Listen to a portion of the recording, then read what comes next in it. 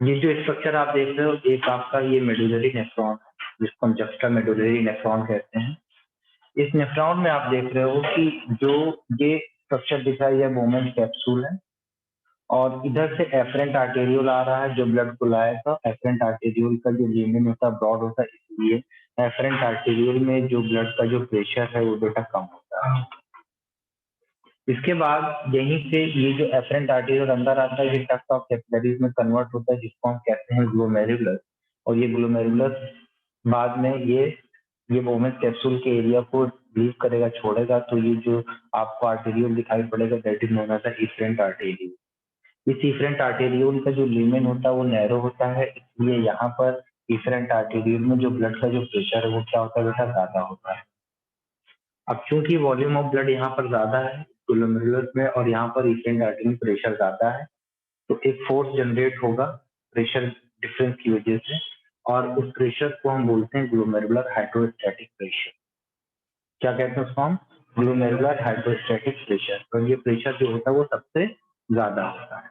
अब जब ये प्रेशर यहाँ पर जनरेट होता है तो इसके अंदर जो फिल्ट्रेट आता है उसके अंदर जो है ये जो ये मोमेंट कैप्सूल के अंदर जो प्रेशर आता है, ये फिल्ट्रेट आता है, इस फिल्ट्रेट की वजह से भी कुछ प्रेशर जनरेट होगा। तो उस प्रेशर के ऊपर अभी हम थोड़ी देर में बात करते हैं जब हम देखेंगे, बट अभी आप इसको देख लीजिए। उसके बाद ये जो इफरेंट आर्टेरियोल है ये आगे चल करके पेरिट्यूबुलर कैपिलरीज में कन्वर्ट होता है, और ये जो आपको नीचे की तरफ लूप ऑफ हेनले दिख रहा है ब्लू कलर का, इस लूप ऑफ हेनले के चारों तरफ क्या करता है, कॉइलिंग स्ट्रक्चर बना लेता है।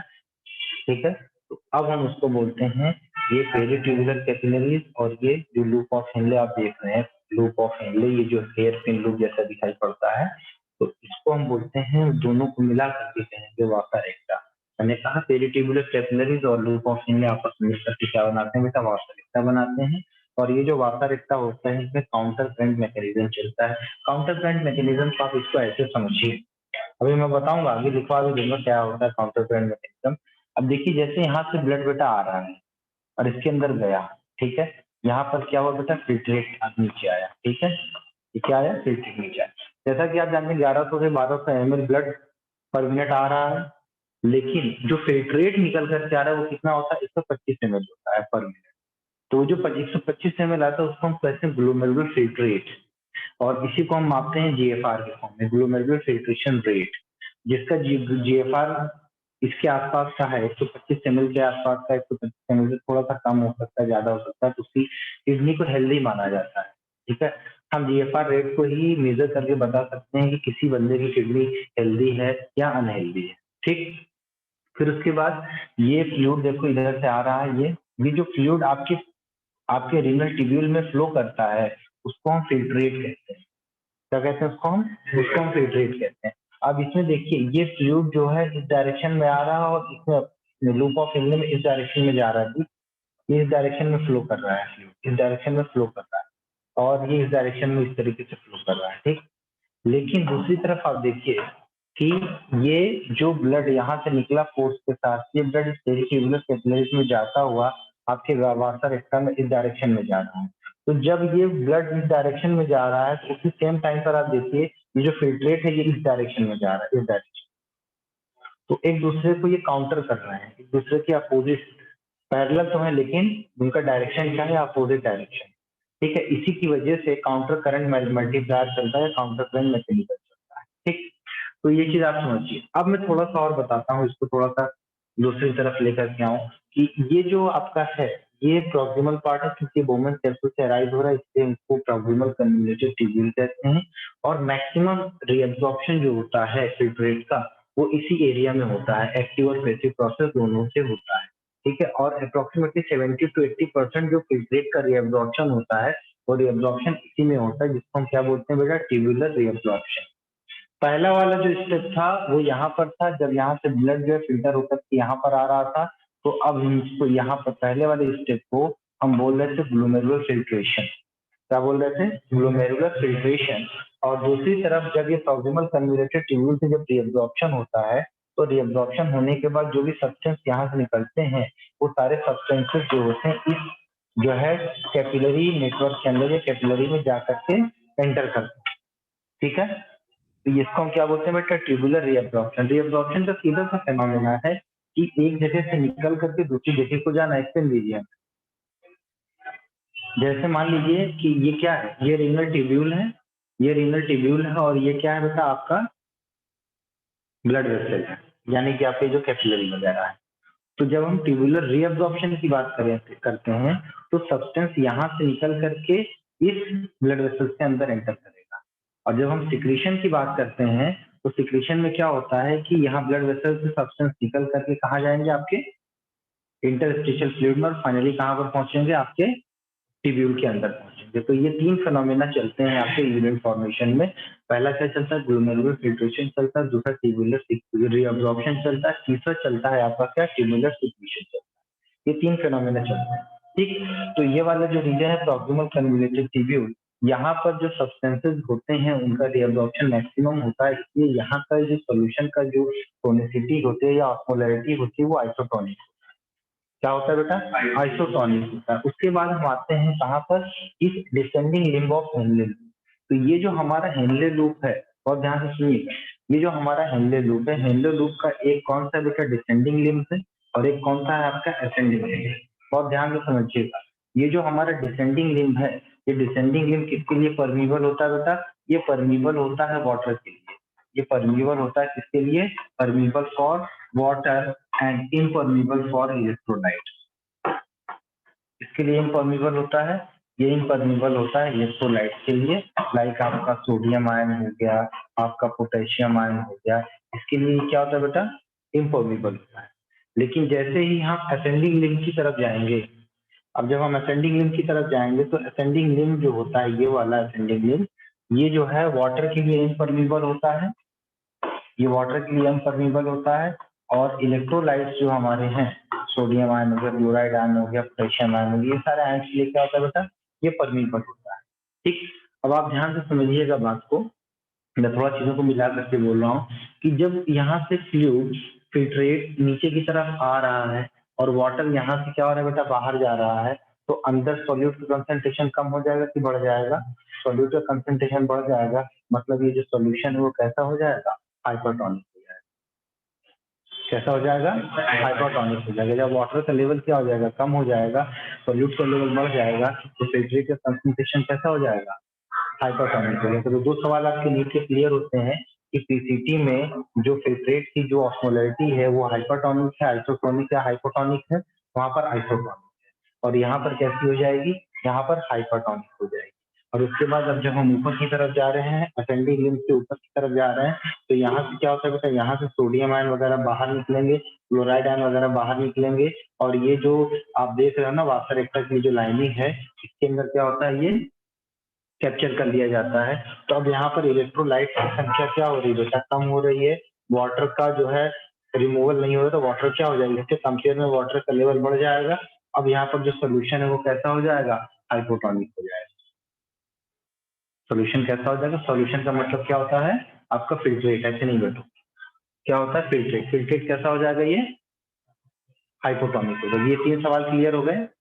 ठीक, अब देखिए यहाँ पर जब हम जाएंगे कहाँ पर बेटा, ये आपके डिसेंडिंग डिस्टल कन्वोल्यूटेड ट्यूब्यूल में जब हम जाएंगे, तो डिस्टल कन्वोल्यूटेड ट्यूब्यूल में भी रीअब्जॉर्प्शन होता है, लेकिन मैक्सिमम रीअब्जॉर्प्शन कहाँ पर हो चुका है, पीसीटी में हो चुका है। और रीअब्जॉर्प्शन के लिए जो इनका जो इनर लाइनिंग होता है पीसीटी का और डीसीटी का वो सेम होता है, बट अमाउंट एंड कंटेंट अलग अलग होता है। अमाउंट जैसे हम बात करते हैं कि इनका जो पीसीटी की जो इनर लाइनिंग होती है, हिस्टोलॉजी के रेफरेंस से हम बात कर रहे हैं, ये आपका पीसीटी की जो इनर लाइनिंग होती है बेटा, वो ब्रश बॉर्डर एपिथेलियम की बनी हुई होती है।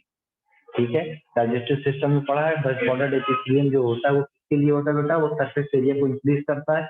किस चीज के लिए सरफेस एरिया को इंक्रीज करेगा, एब्जॉर्प्शन को बढ़ाने के लिए। बट यहाँ पर क्या हो रहा है, रीअब्जॉर्प्शन, तो एब्जॉर्प्शन का ही फिनोमेना। ठीक, तो क्या हो रहा है कि यहाँ पर रीअब्जॉर्प्शन रेट ज्यादा है, इसका मतलब इस एरिया में ब्रश बॉर्डर एपिथेलियम जो होगा वो ज्यादा होगा। अब रीअब्जॉर्प्शन के लिए हमें एनर्जी की भी रिक्वायरमेंट बहुत ज्यादा होती है, और वो एनर्जी का फुलफिलमेंट कौन करेगा, हमारा माइटोकॉन्ड्रिया करेगा। इसका मतलब ये हुआ कि हमारी ये जो पीसीटी का रीजन है, इस पीसीटी के रीजन में माइटोकॉन्ड्रिया का नंबर भी बहुत ज्यादा होगा। ठीक है, अब देखिए यहाँ पर डिस्टल कन्वोल्यूटेड ट्यूब्यूल में ये वो एरिया है जहां पर आपका एल्डोस्टेरॉन हार्मोन, जहां पर आपका कौन सा हार्मोन बेटा, जल्दी बताइए।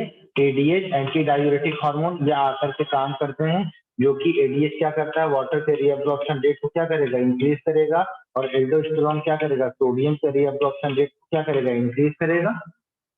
ठीक, तो यहाँ पर जो होता है ये कंडीशनल होता है, कंडीशन दी जाती है तब जाकर के डिस्टल कन्वोल्यूटेड ट्यूब्यूल में अमूमन जो है आपका रीअब्जॉर्प्शन होता है, नॉर्मली नहीं हो रहा है। जब वाटर का लॉस ज्यादा हो रहा हो, सोडियम आयन क्लोराइड आयन का लॉस ज्यादा हो रहा हो, तब डीसीटी रीजन पर क्या होता है, रीअब्जॉर्प्शन रेट बढ़ेगा। इसलिए ये कंडीशनल है, ये रेयर है, इसलिए यहाँ पर जो ब्रश बॉर्डर एपिथेलियम है as compare to proximal convoluted tubule यहाँ पर कम पाए जाएंगे। और जब कम पाए जाएंगे तो अगर माइटोकॉन्ड्रिया के रेफरेंस में बात करेंगे तो अमाउंट ऑफ माइटोकॉन्ड्रिया भी क्या होगा, कम होगा। ठीक है, ये बात आपको समझ में आई, ठीक है ना। तो यहाँ पर नेफ्रॉन की बात हम कर रहे थे बेटा। नेफ्रॉन में हम सबसे पहले बात कर लेते हैं बेटा, हिस्टोलॉजी ऑफ नेफ्रॉन में हम पहली बात कर लेते हैं, बोमेंस कैप्सूल की बात कर लेते हैं। तो अब ये जो हमारा बोमेंस कैप्सूल है, तो देखिए ये बोमेंस कैप्सूल आपको दिख रहा है और ये ग्लोमेरुलस दिख रहा है। इस बोमेंस कैप्सूल और ग्लोमेरुलस को मिला करके हम क्या बोलते हैं, जल्दी बताइए। इन दोनों को मिला करके मेल्पिजियन हम ट्यूब। मेल्पिजियन ट्यूब्यूल बोलते हैं। ठीक है, ये मेल्पिजियन बॉडी बोलते हैं, नॉट ट्यूब्यूल बोलते हैं। मेल्पिजियन ट्यूब्यूल तो इंसेक्टा का वो होता है, एक्सक्रीटरी ऑर्गन होता है, यहाँ पर मेल्पिजियन बॉडी है। ठीक है बेटा, यहाँ पर हम बोलेंगे मेल्पिजियन बॉडी, ये होता है मेल्पिजियन बॉडी। इसका दूसरा नाम क्या होता है बच्चे, रीनल कॉर्पस्कल। रीनल कार्टिसल्स इसका नाम होता है। ठीक है, इसका नाम होता है रीनल कार्टिसल्स। ठीक है, इसका नाम होता है रीनल कार्टिसल्स। ठीक, तो अब देखो यहाँ पे ये जो हमारा बोमेंस कैप्सूल है,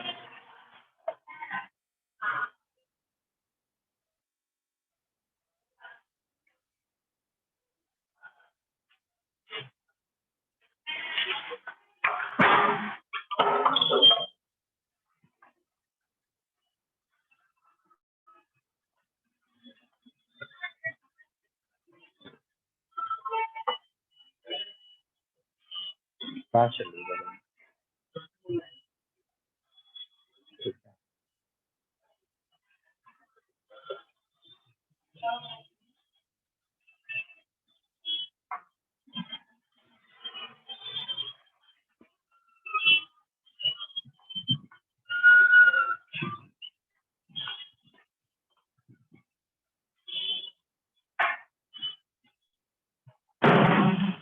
थोड़ा आयतन सोडियम दिख रहा है ना, ये आयतन सोडियम दिख रहा है ना, अब नहीं दिख रहा। हाँ? क्या बड़े गधे हो। अभी हम पढ़ा रहे हैं तो यहाँ फोकस नहीं है। इंसान की बहुत बुरी फितरत होती है, जो चीज उसके पास होती है उससे संतुष्ट नहीं करता, जो उसके पास नहीं वो उसी के पीछे भागता है और वो चीज कभी नहीं आती। क्योंकि आपके पास जो मौजूदा चीजें हैं, आप अगर उसमें थोड़ा सा सब्र किए रहोगे ना तो आगे उससे ज्यादा खुद ब खुद मिलेगा। क्योंकि जो अभी क्लास चल रही है,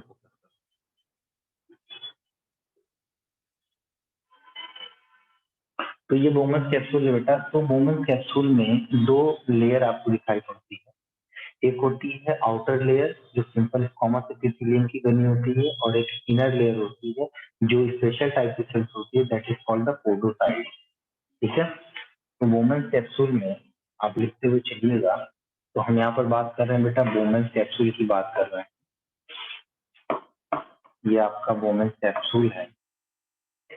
इस बोमेंस कैप्सूल की जो लाइनिंग होती है, दो लाइनिंग होती है, और इस दो लाइनिंग में बाहर की तरफ जो लाइनिंग होती है वो सिंपल होती है, ऐसी होगी सिंपल स्क्वामस एपिथेलियम की लाइनिंग होगी, और अंदर की तरफ जो इनर वाली होगी ये आउटर है और ये इनर है।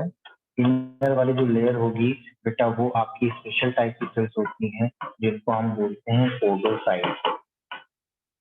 क्या बोलेंगे इसको हम, पोडोसाइट हैं। ठीक, इनको हम बोलेंगे पोडोसाइट। ये जो पोडोसाइट्स होती है वो स्पेशल टाइप की सेल्स होती है, जैसे ये कुछ इस तरीके से होती है सेल्स हमारी। ये पोडोसाइट्स की सेल्स हैं जो कि inner lining of Bowman capsule में पाई जाती है, ठीक है। और ये कुछ इस तरीके से सेल्स होती हैं, इसके अंदर फिंगर लाइक प्रोसेसेस निकले हुए होते हैं ये।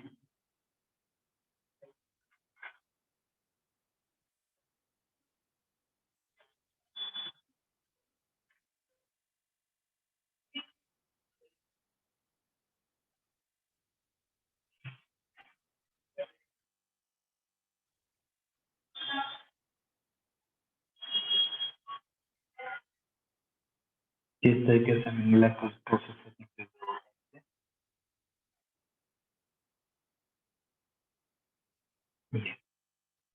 ठीक है। ये जो सेल आपको दिख रहा है बेटा इसको हम कहते हैं पोडोसाइट सेल, और ये स्पेशल टाइप की सेल्स होती हैं। और ये जो प्रोसेसेस निकले हुए हैं इस प्रोसेसेस को हम बोलते हैं फूड प्रोसेस। क्या बोलते हैं? Food processes. ये जो प्रोसेस है इसको हम बोलते हैं बेटा फूड प्रोसेसेस। तो अभी फूड प्रोसेसेस में देखिए ये जो फूड प्रोसेस निकले हुए हैं कुछ इस तरीके से निकले हुए हैं, ठीक है। ये दूसरा फूड प्रोसेस है पोडोसाइट से, ये आपस में मिलते हैं, इस तरीके से मिलते हैं। तो देखिए पूरी तरीके से हमारी उंगली भी नहीं मिल रही है, इसके बीच में यहाँ पर गैप दिखाई पड़ता है, ठीक है। इस गैप को हम क्या बोलते हैं बेटा? Filtration slit, filtration slits. ठीक है। इसको हम क्या बोलते हैं? फिल्ट्रेशन स्लिट, ठीक। तो जिस तरीके से आप देखिए आपके पास एक रेस्पिरेटरी मेम्ब्रेन जब आपने देखा था तो उसमें स्क्वामस एपिथेलियम था, बेसमेंट मेम्ब्रेन था और क्या था? इंटरस्टिशियल स्पेस था।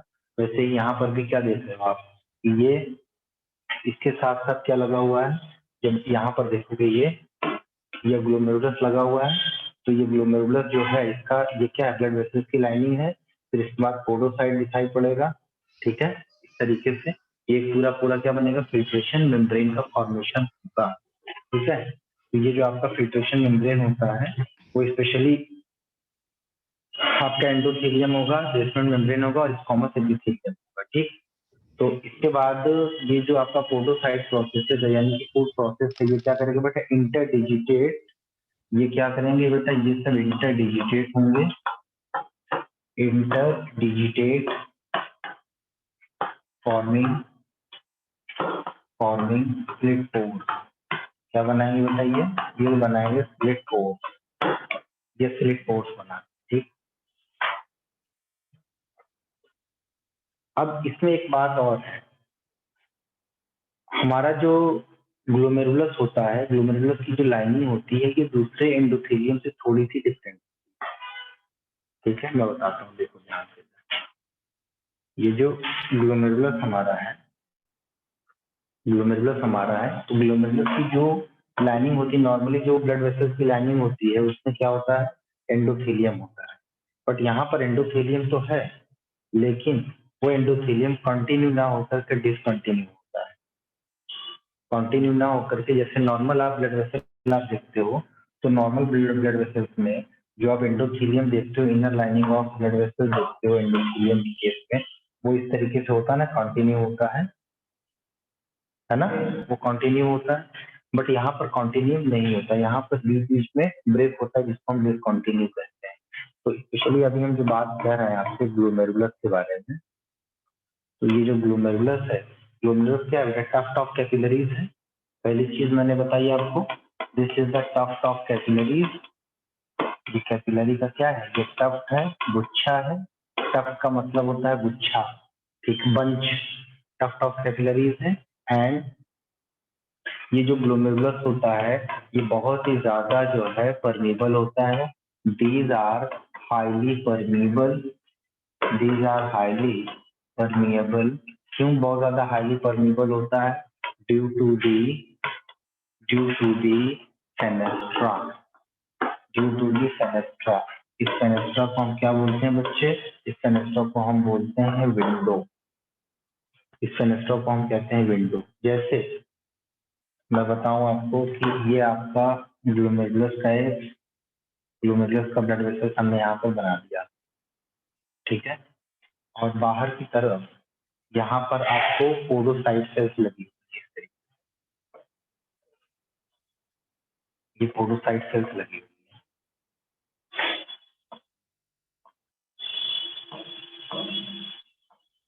पोडोसाइट सेल्स लगी हुई है। ये जो सेल्स आपको दिख रही हैं इन सेल्स को हम बोलते हैं बेटा पोडोसाइट, ठीक है।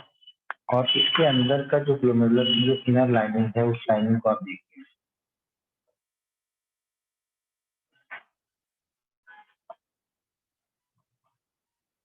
कंटिन्यू है कि डिसकंटिन्यू है? ये क्या है बेटा? ये डिसकंटिन्यू है, ठीक है। ये आपका डिसकंटिन्यू है। तो ये जो पोर्स आपको दिखाई पड़ते हैं, ठीक है, ये जो पोर्स आपको दिखाई पड़ते हैं यहाँ वाले जो पोर्स आपको दिखाई पड़े इसके बीच वाले, इस पोर को हम कहते हैं स्लिट पोर। क्या कहते हैं इसको? हम स्लिट पोर कहते हैं। और ये जो बीच में गैप आपको दिखाई पड़ता है, ये वाला गैप, इस गैप को हम बोलते हैं फेनेस्ट्रा। क्या बोलते हैं इसको हम? Fenestra. And due to this fenestra this is highly permeable for the substances. चलनी जैसी होती है, चलनी आपने देखा, बिल्कुल ही चलनी की तरह काम करता है, ठीक है। इसी फेनेस्ट्रा को हम क्या बोलते हैं बच्चे? इसी फेनेस्ट्रा को हम कहते हैं window. I think this is absolutely clear, ठीक है। यहाँ पर इन सब को मिला करके क्या बन रहा है बेटा? ये फिल्ट्रेशन मेम्ब्रेन बन रहा है। ये क्या बन रहा है? फिल्ट्रेशन मेम्ब्रेन बन रहा है। और ये जो मेम्ब्रेन आप देख रहे हो ये वाली ब्राउन कलर की, ये आपका है बेसमेंट मेम्ब्रेन। ये क्या है? बेसमेंट मेम्ब्रेन, ठीक। तो मैं आपसे अगर बोलूं कि फिल्ट्रेशन मेम्ब्रेन क्या होता है तो आप इसको ऐसे लिख सकते हैं। फिल्ट्रेशन मेम्ब्रेन की बात अगर हम करेंगे तो इस फिल्ट्रेशन मेम्ब्रेन में आपका आएगा, मतलब अंदर से बाहर की तरफ हम चलेंगे, अंदर से बाहर की तरफ हम चलेंगे तो आपको क्या देखने को मिलेगा बेटा? ये आपका एंडोथेलियम आएगा। और ये एंडोथेलियम कैसा है? डिसकंटिन्यूअस है। और प्लस क्या आएगा आपका? बेसमेंट मेम्ब्रेन आएगा। और प्लस क्या आएगा बेटा? आपका पोडोसाइट्स आएंगे। इन तीनों को मिला करके हम बोलते हैं फिल्ट्रेशन मेम्ब्रेन, ठीक है। फिल्ट्रेशन मेम्ब्रेन, ठीक। देखिए ये सारी बातें हमने आपको बता दिया है कि कौन सा पार्ट टिब्यूल का किसके लिए परमेबल होता है, किसके लिए परमेबल नहीं होता है, ठीक। तो अंदर थोड़ी सी ये जो हम अभी पढ़ रहे हैं ये इसकी क्या है बेटा? हिस्टोलॉजी है। हिस्टोलॉजी ऑफ द नेफ्रॉन है, इसको पढ़ रहे हैं हम लोग। हिस्टोलॉजी ऑफ नेफ्रॉन को हम लोग पढ़ रहे हैं।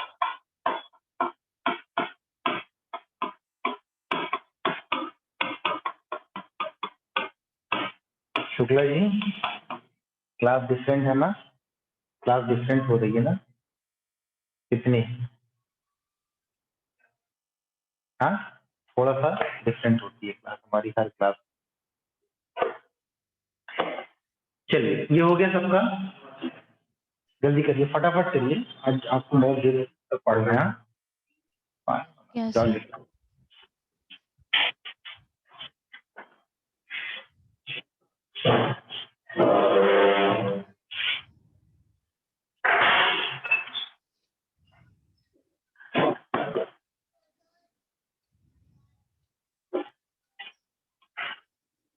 क्या बात है लड़के, तो नया लुक ले लिया भाई, हाँ, बढ़िया लग रहा है।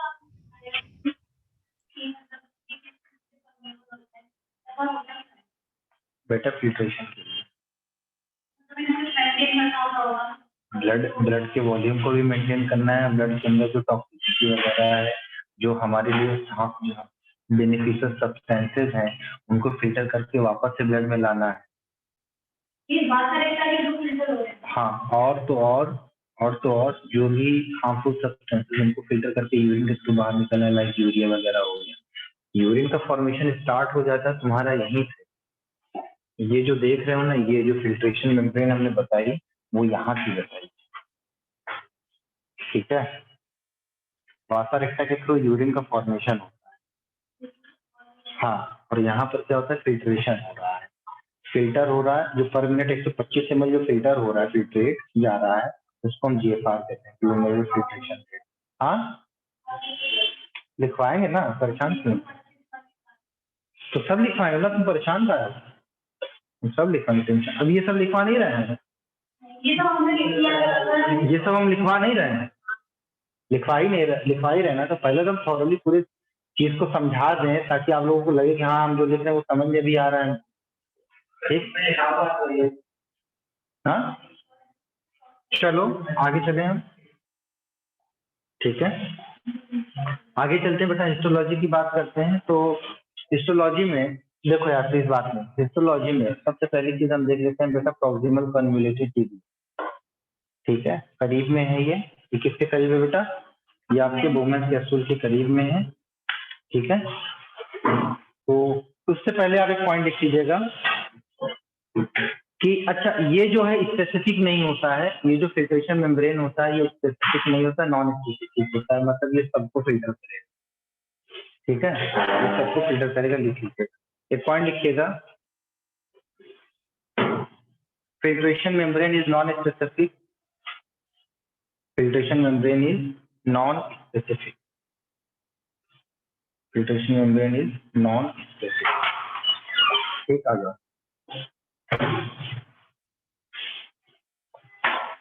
आपसे अगर सवाल पूछा जाए कि आपका प्रॉक्सिमल कन्वोल्यूटेड ट्यूब्यूल कहाँ पर लाई करता है, कहाँ पर प्रेजेंट होता है, तो आपका जवाब क्या होगा? कॉर्टेक्स में मौजूद होता है। ठीक है, पीसीटी कहाँ पर मौजूद होता है बेटा? कॉर्टेक्स में मौजूद होता है। तो पीसीटी के लिए लिखिएगा ये बेटा लाई इन कॉर्टेक्स। ये कहाँ पर मौजूद होगा? लाई इन कॉर्टेक्स, कॉर्टेक्स में मौजूद होगा। ठीक है, ये इसका स्ट्रक्चर ट्यूबुलर होता है, कन्वोल्यूटेड होता है। इसका स्ट्रक्चर कैसा है? इसका स्ट्रक्चर है tubular and convoluted. Tubular and convoluted इसका स्ट्रक्चर है, इसका स्ट्रक्चर है कॉन्वोल्यूटेड। ठीक है, अब जो टर्मिनल पार्ट होता है प्रॉक्सिमल कन्वोल्यूटेड ट्यूब्यूल का, ये जो टर्मिनल पार्ट है प्रॉक्सिमल कन्वोल्यूटेड ट्यूब्यूल का, ठीक है, ये वाला पार्ट थोड़ा सा स्ट्रेट हो जाता है। Straight part of proximal convoluted tubule is known as the pars recta. NCERT में नहीं है। ठीक है, ये प्रॉक्सिमल कन्वोल्यूटेड ट्यूब्यूल का जो एंडिंग पार्ट होता है या डिस्टल पार्ट होता है वो स्ट्रेट होता है, और उस स्ट्रेट पार्ट को हम बोलते हैं बेटा parse रेक्टा।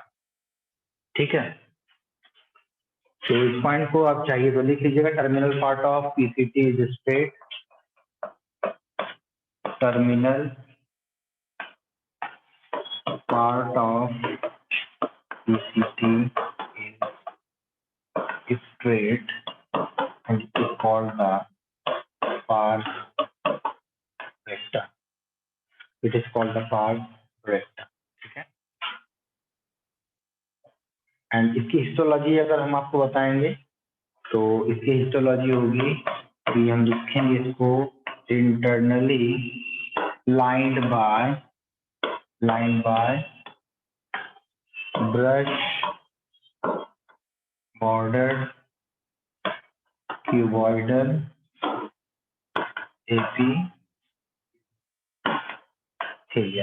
Brush border cuboidal epithelium. ठीक है, ये ब्रश बॉर्डर क्यूबॉइडल एपिथेलियम से होता है। ठीक है, अब ये जो आपका पीसीटी रीजन है, पीसीटी रीजन जो है आपका रिच इन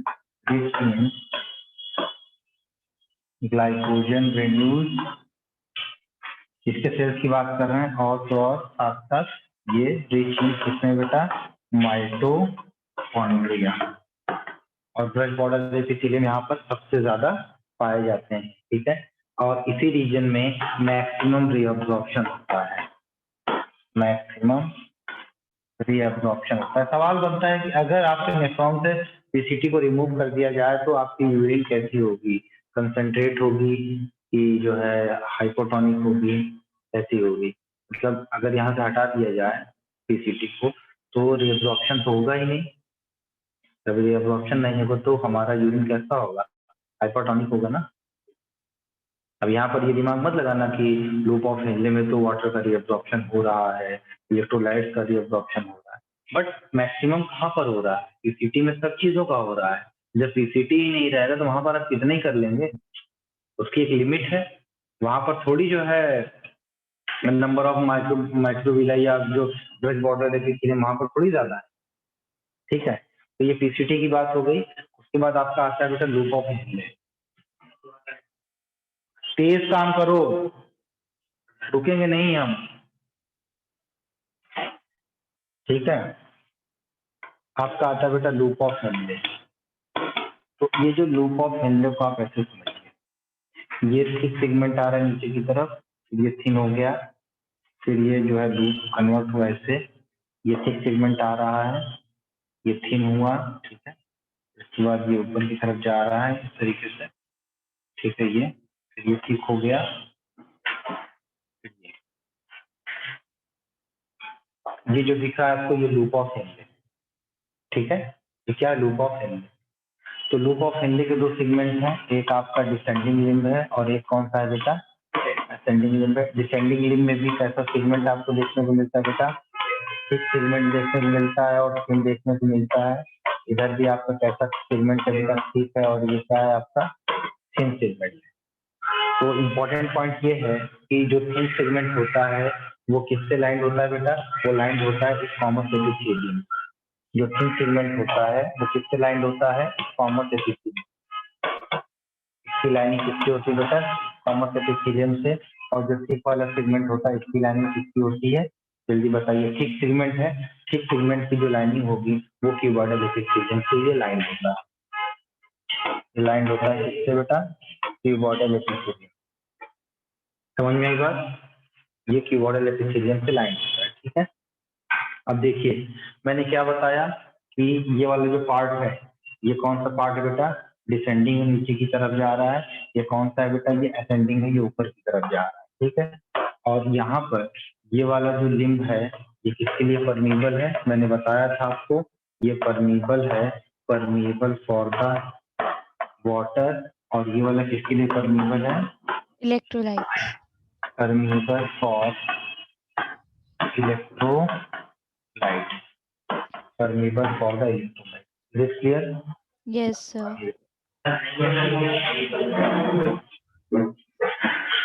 ठीक है, ये पॉइंट आपको समझ में आ गया। और ये अगर ये परमेबल फॉर वाटर है तो इम्परमेबल किसके लिए होगा बेटा, इलेक्ट्रोलाइट्स के लिए। इम्परमेबल होगा इलेक्ट्रोलाइट्स के लिए। और ये इम्परमेबल किसके लिए होगा, वाटर के लिए। ठीक है बेटा, शाबाश। ये इम्परमेबल होगा वाटर के लिए, ठीक है। क्लियर, नींद क्यों आ रही है तुमको, चलिए अब इसको चाहे अपने शब्दों में 10 लाइन लिख लो, ठीक है।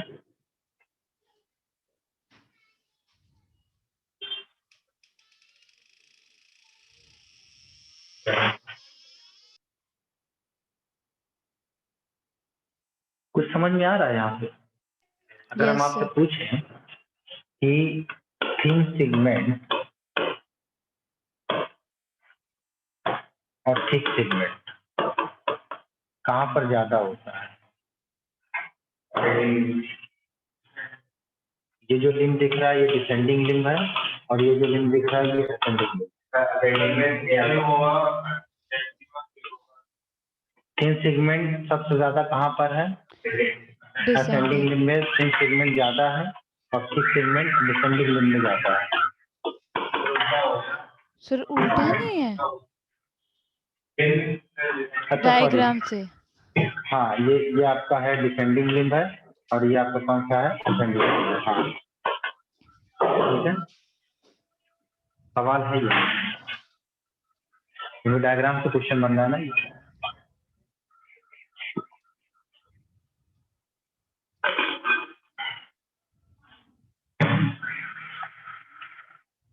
सबसे बॉटल में सबकी नजर हमारी सबकी नजर हमारी चीजों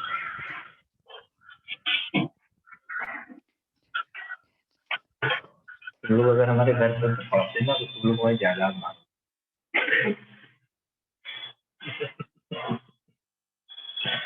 लेकिन वो है ही नहीं। लेकिन आज किसी एक बच्चे ने मुझे घर देने का प्रॉमिस किया है तो बहुत खुश हुआ घर देने का प्रॉमिस। हमारे बहुत बहुत प्यारा स्टूडेंट है, नहीं, नाम नहीं बताऊंगा, ये टॉप सीक्रेट है।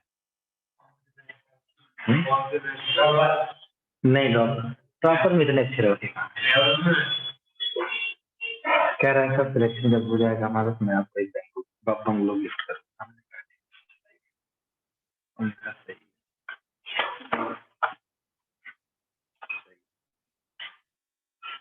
ठीक है, ये लूप ऑफ हेनले हो गया आपका। अब लूप ऑफ हेनले में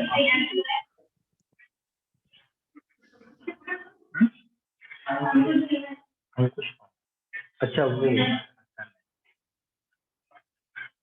हम कह रहे हैं ना, आगरा वाला तो इतना बड़ा दिल थोड़ी, आगरा वाला तो इतना बड़ा। देखिए अब हम बात करते हैं डिजिटल कन्वोल्यूटेड टीबीयू, डीसीटी की बात करते हैं। तो क्योंकि ये दूर है इसलिए इसको क्या बोलते हैं बेटा, डिजिटल कन्वोल्यूटेड टीबीयू। ठीक है, क्या बोलते हैं इसको, डिजिटल कन्वोल्यूटेड टीबीयू कहते हैं। ठीक है, अब यहाँ पर देखिए ये जो डीसीटी है, पीसीटी और डीसीटी ये दोनों ही कहाँ पर प्रेजेंट होते हैं, आपके कॉर्टिकल रीजन में प्रेजेंट होते हैं। मेडुलरी रीजन में मैक्सिमम होता है आपका लूप ऑफ हेनले और वासा रेक्टा होता है। ठीक, एग्जैक्टली वासा रेक्टा। अब आप देखिए पीसीटी में जो ब्रश बॉर्डर एपिथेलियम है और माइटोकॉन्ड्रिया ये दोनों ही पाए जाएंगे, लेकिन यहाँ पर लेस नंबर में है। ठीक, तो यहाँ पर लेस नंबर में, लेस नंबर में क्या होगा, माइटोकॉन्ड्रिया भी लेस नंबर में होगा, और यहाँ पर ब्रश बॉर्डर एपिथेलियम भी क्या होगा, ये भी लेस होगा और ये भी लेस होगा। ब्रश बॉर्डर एपिथेलियम और आपका माइटोकॉन्ड्रिया भी ये लेस नंबर में होगा। ठीक है, और ये मेनली कंसर्न होता है रीअब्जॉर्प्शन ऑफ, ये मेनली कंसर्न होता है, mainly concern with reabsorption of sodium and reabsorption of water, और रीअब्जॉर्प्शन किसका, बोलो भाई, कैल्शियम का। रेयर होता है, कम होता है, मेनली इसके ऊपर जो हार्मोनल वाला इफेक्ट आता है। यहाँ पर क्या लिखा है, हाँ कैल्शियम। सोडियम का रीअब्जॉर्प्शन होता है under the influence of aldosterone, water का रीअब्जॉर्प्शन होता है under the influence of antidiuretic hormone, और कैल्शियम का रीअब्जॉर्प्शन होता है पैराथॉर्मोन के इन्फ्लुएंस, पीटीएच। इसमें होता है बेटा ये पीटीएच। ये जनरली कैसे होते हैं बेटा, ये एडवर्स कंडीशन में हो रहे हैं नॉर्मली। इसीलिए आप देखिए जब ठंडी का सीजन आता है तो उस वक्त हमारे यूरिन का कलर जो होता है, अगर हम पानी नॉर्मली पी रहे हैं अच्छे से तो यूरिन का कलर जो होता है वो ट्रांसपेरेंट बिल्कुल क्लीन रहता है, क्लियर रहता है। लेकिन जैसे ही ठंड आती है, गर्मी आती है, उस वक्त पानी हम जितना पीते हैं उतना ज्यादा स्वेटिंग भी करते हैं, यूरिनेशन गर्मी में कम होता है। और जब भी हम यूरिनेशन के लिए जाते हैं गर्मी में, उस वक्त यूरिन का कलर जो होता है वो थोड़ा सा कंसनट्रेट होता है, और पानी आप और कम पीते हैं तो यूरिन और कंसंट्रेट होती है, और तब पेशाब जो होता है बर्निंग होता है, जलन होती है। इसीलिए प्रॉपर अमाउंट में हमें पानी पीते रहना चाहिए। ठीक है, तो अब हम जो बात करेंगे बेटा वो है हमारा यूरिन फॉर्मेशन। इतनी सी बात आपको समझ में आ गई, अच्छे से क्लियर हो गया। तो हम बात करेंगे बेटा यूरिन फॉर्मेशन। ठीक है, पैराथॉर्मोन, पैराथॉर्मोन हम सबका अलग अलग ओरिजिन है। एल्डोस्टेरॉन जो होता है ये आपके एड्रिनल कॉर्टेक्स से आता है, एडीएच जो है आपके पोस्टीरियर पिट्यूटरी से आता है, और पोस्टीरियर पिट्यूटरी में कहाँ से आता है, आपके हाइपोथैलेमस से आता है। ठीक है, पैराथॉर्मोन कहाँ से आता है, ये आपके पैराथायरॉइड ग्लैंड से आता है। कहाँ से आता है, पैराथायरॉइड ग्लैंड से आता है। ठीक, चलिए आगे चलते हैं हम लोग यूरिन फॉर्मेशन पर। व्हाट इज द टाइम, अभी तो क्लास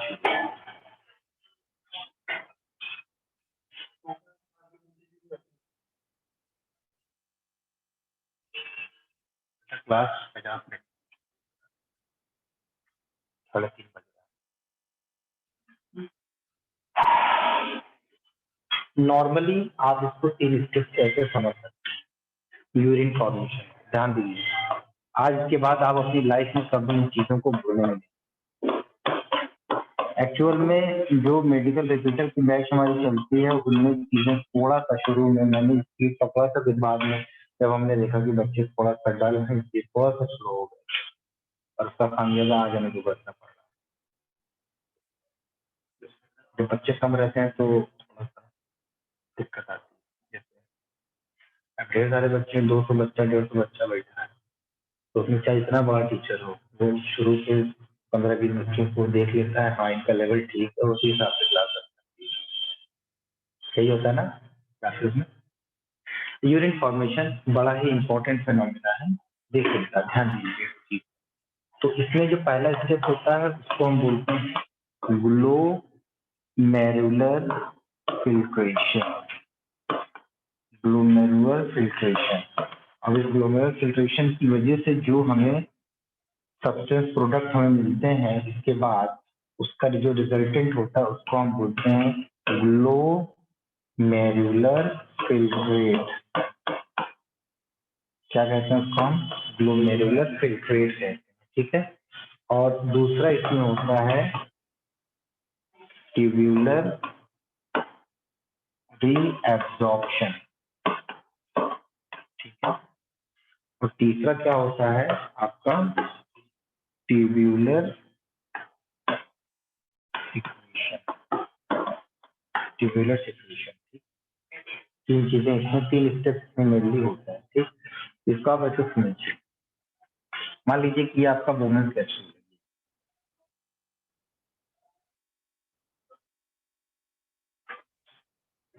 ये क्या है? ये वोमेंस कैप्सूल है और ये जो स्ट्रक्चर हमने बनाया है ये क्या है? Renal tubule. ये क्या है आपका? Renal tubule. ये जो दिख रहा है ये आपका रीनल ट्यूब्यूल।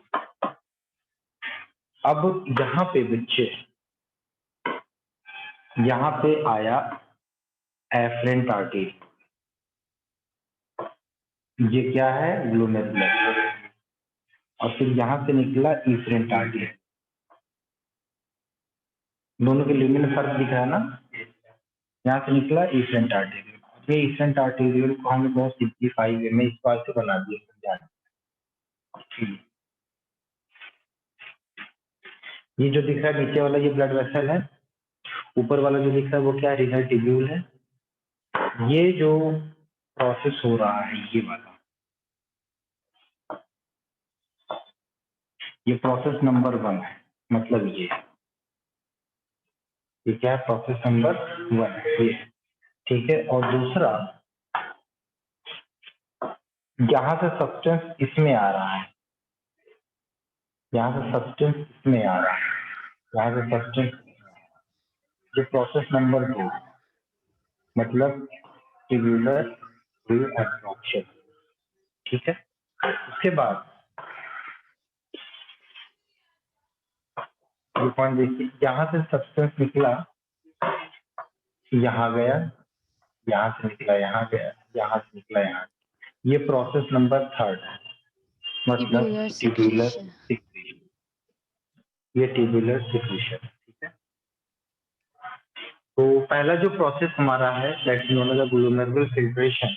ये जो ग्लोमेरुलर फिल्ट्रेशन है, ठीक है, ये आपका एक नॉन स्पेसिफिक पैसिव प्रोसेस। जल्दी से फटाफट बनाओ इसको, हम आगे चलते हैं। बना लिए? चलिए बहुत अच्छी बात। तो कोने में डाल दो, इसको हम कोने में डाल दें।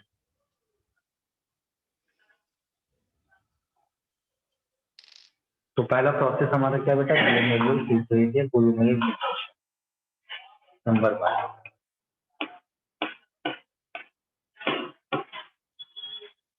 ग्लोमेरुलर फिल्ट्रेशन ये आपका नॉन स्पेसिफिक पैसिव प्रोसेस है, नॉन स्पेसिफिक पैसिव प्रोसेस है, लिख लीजिए।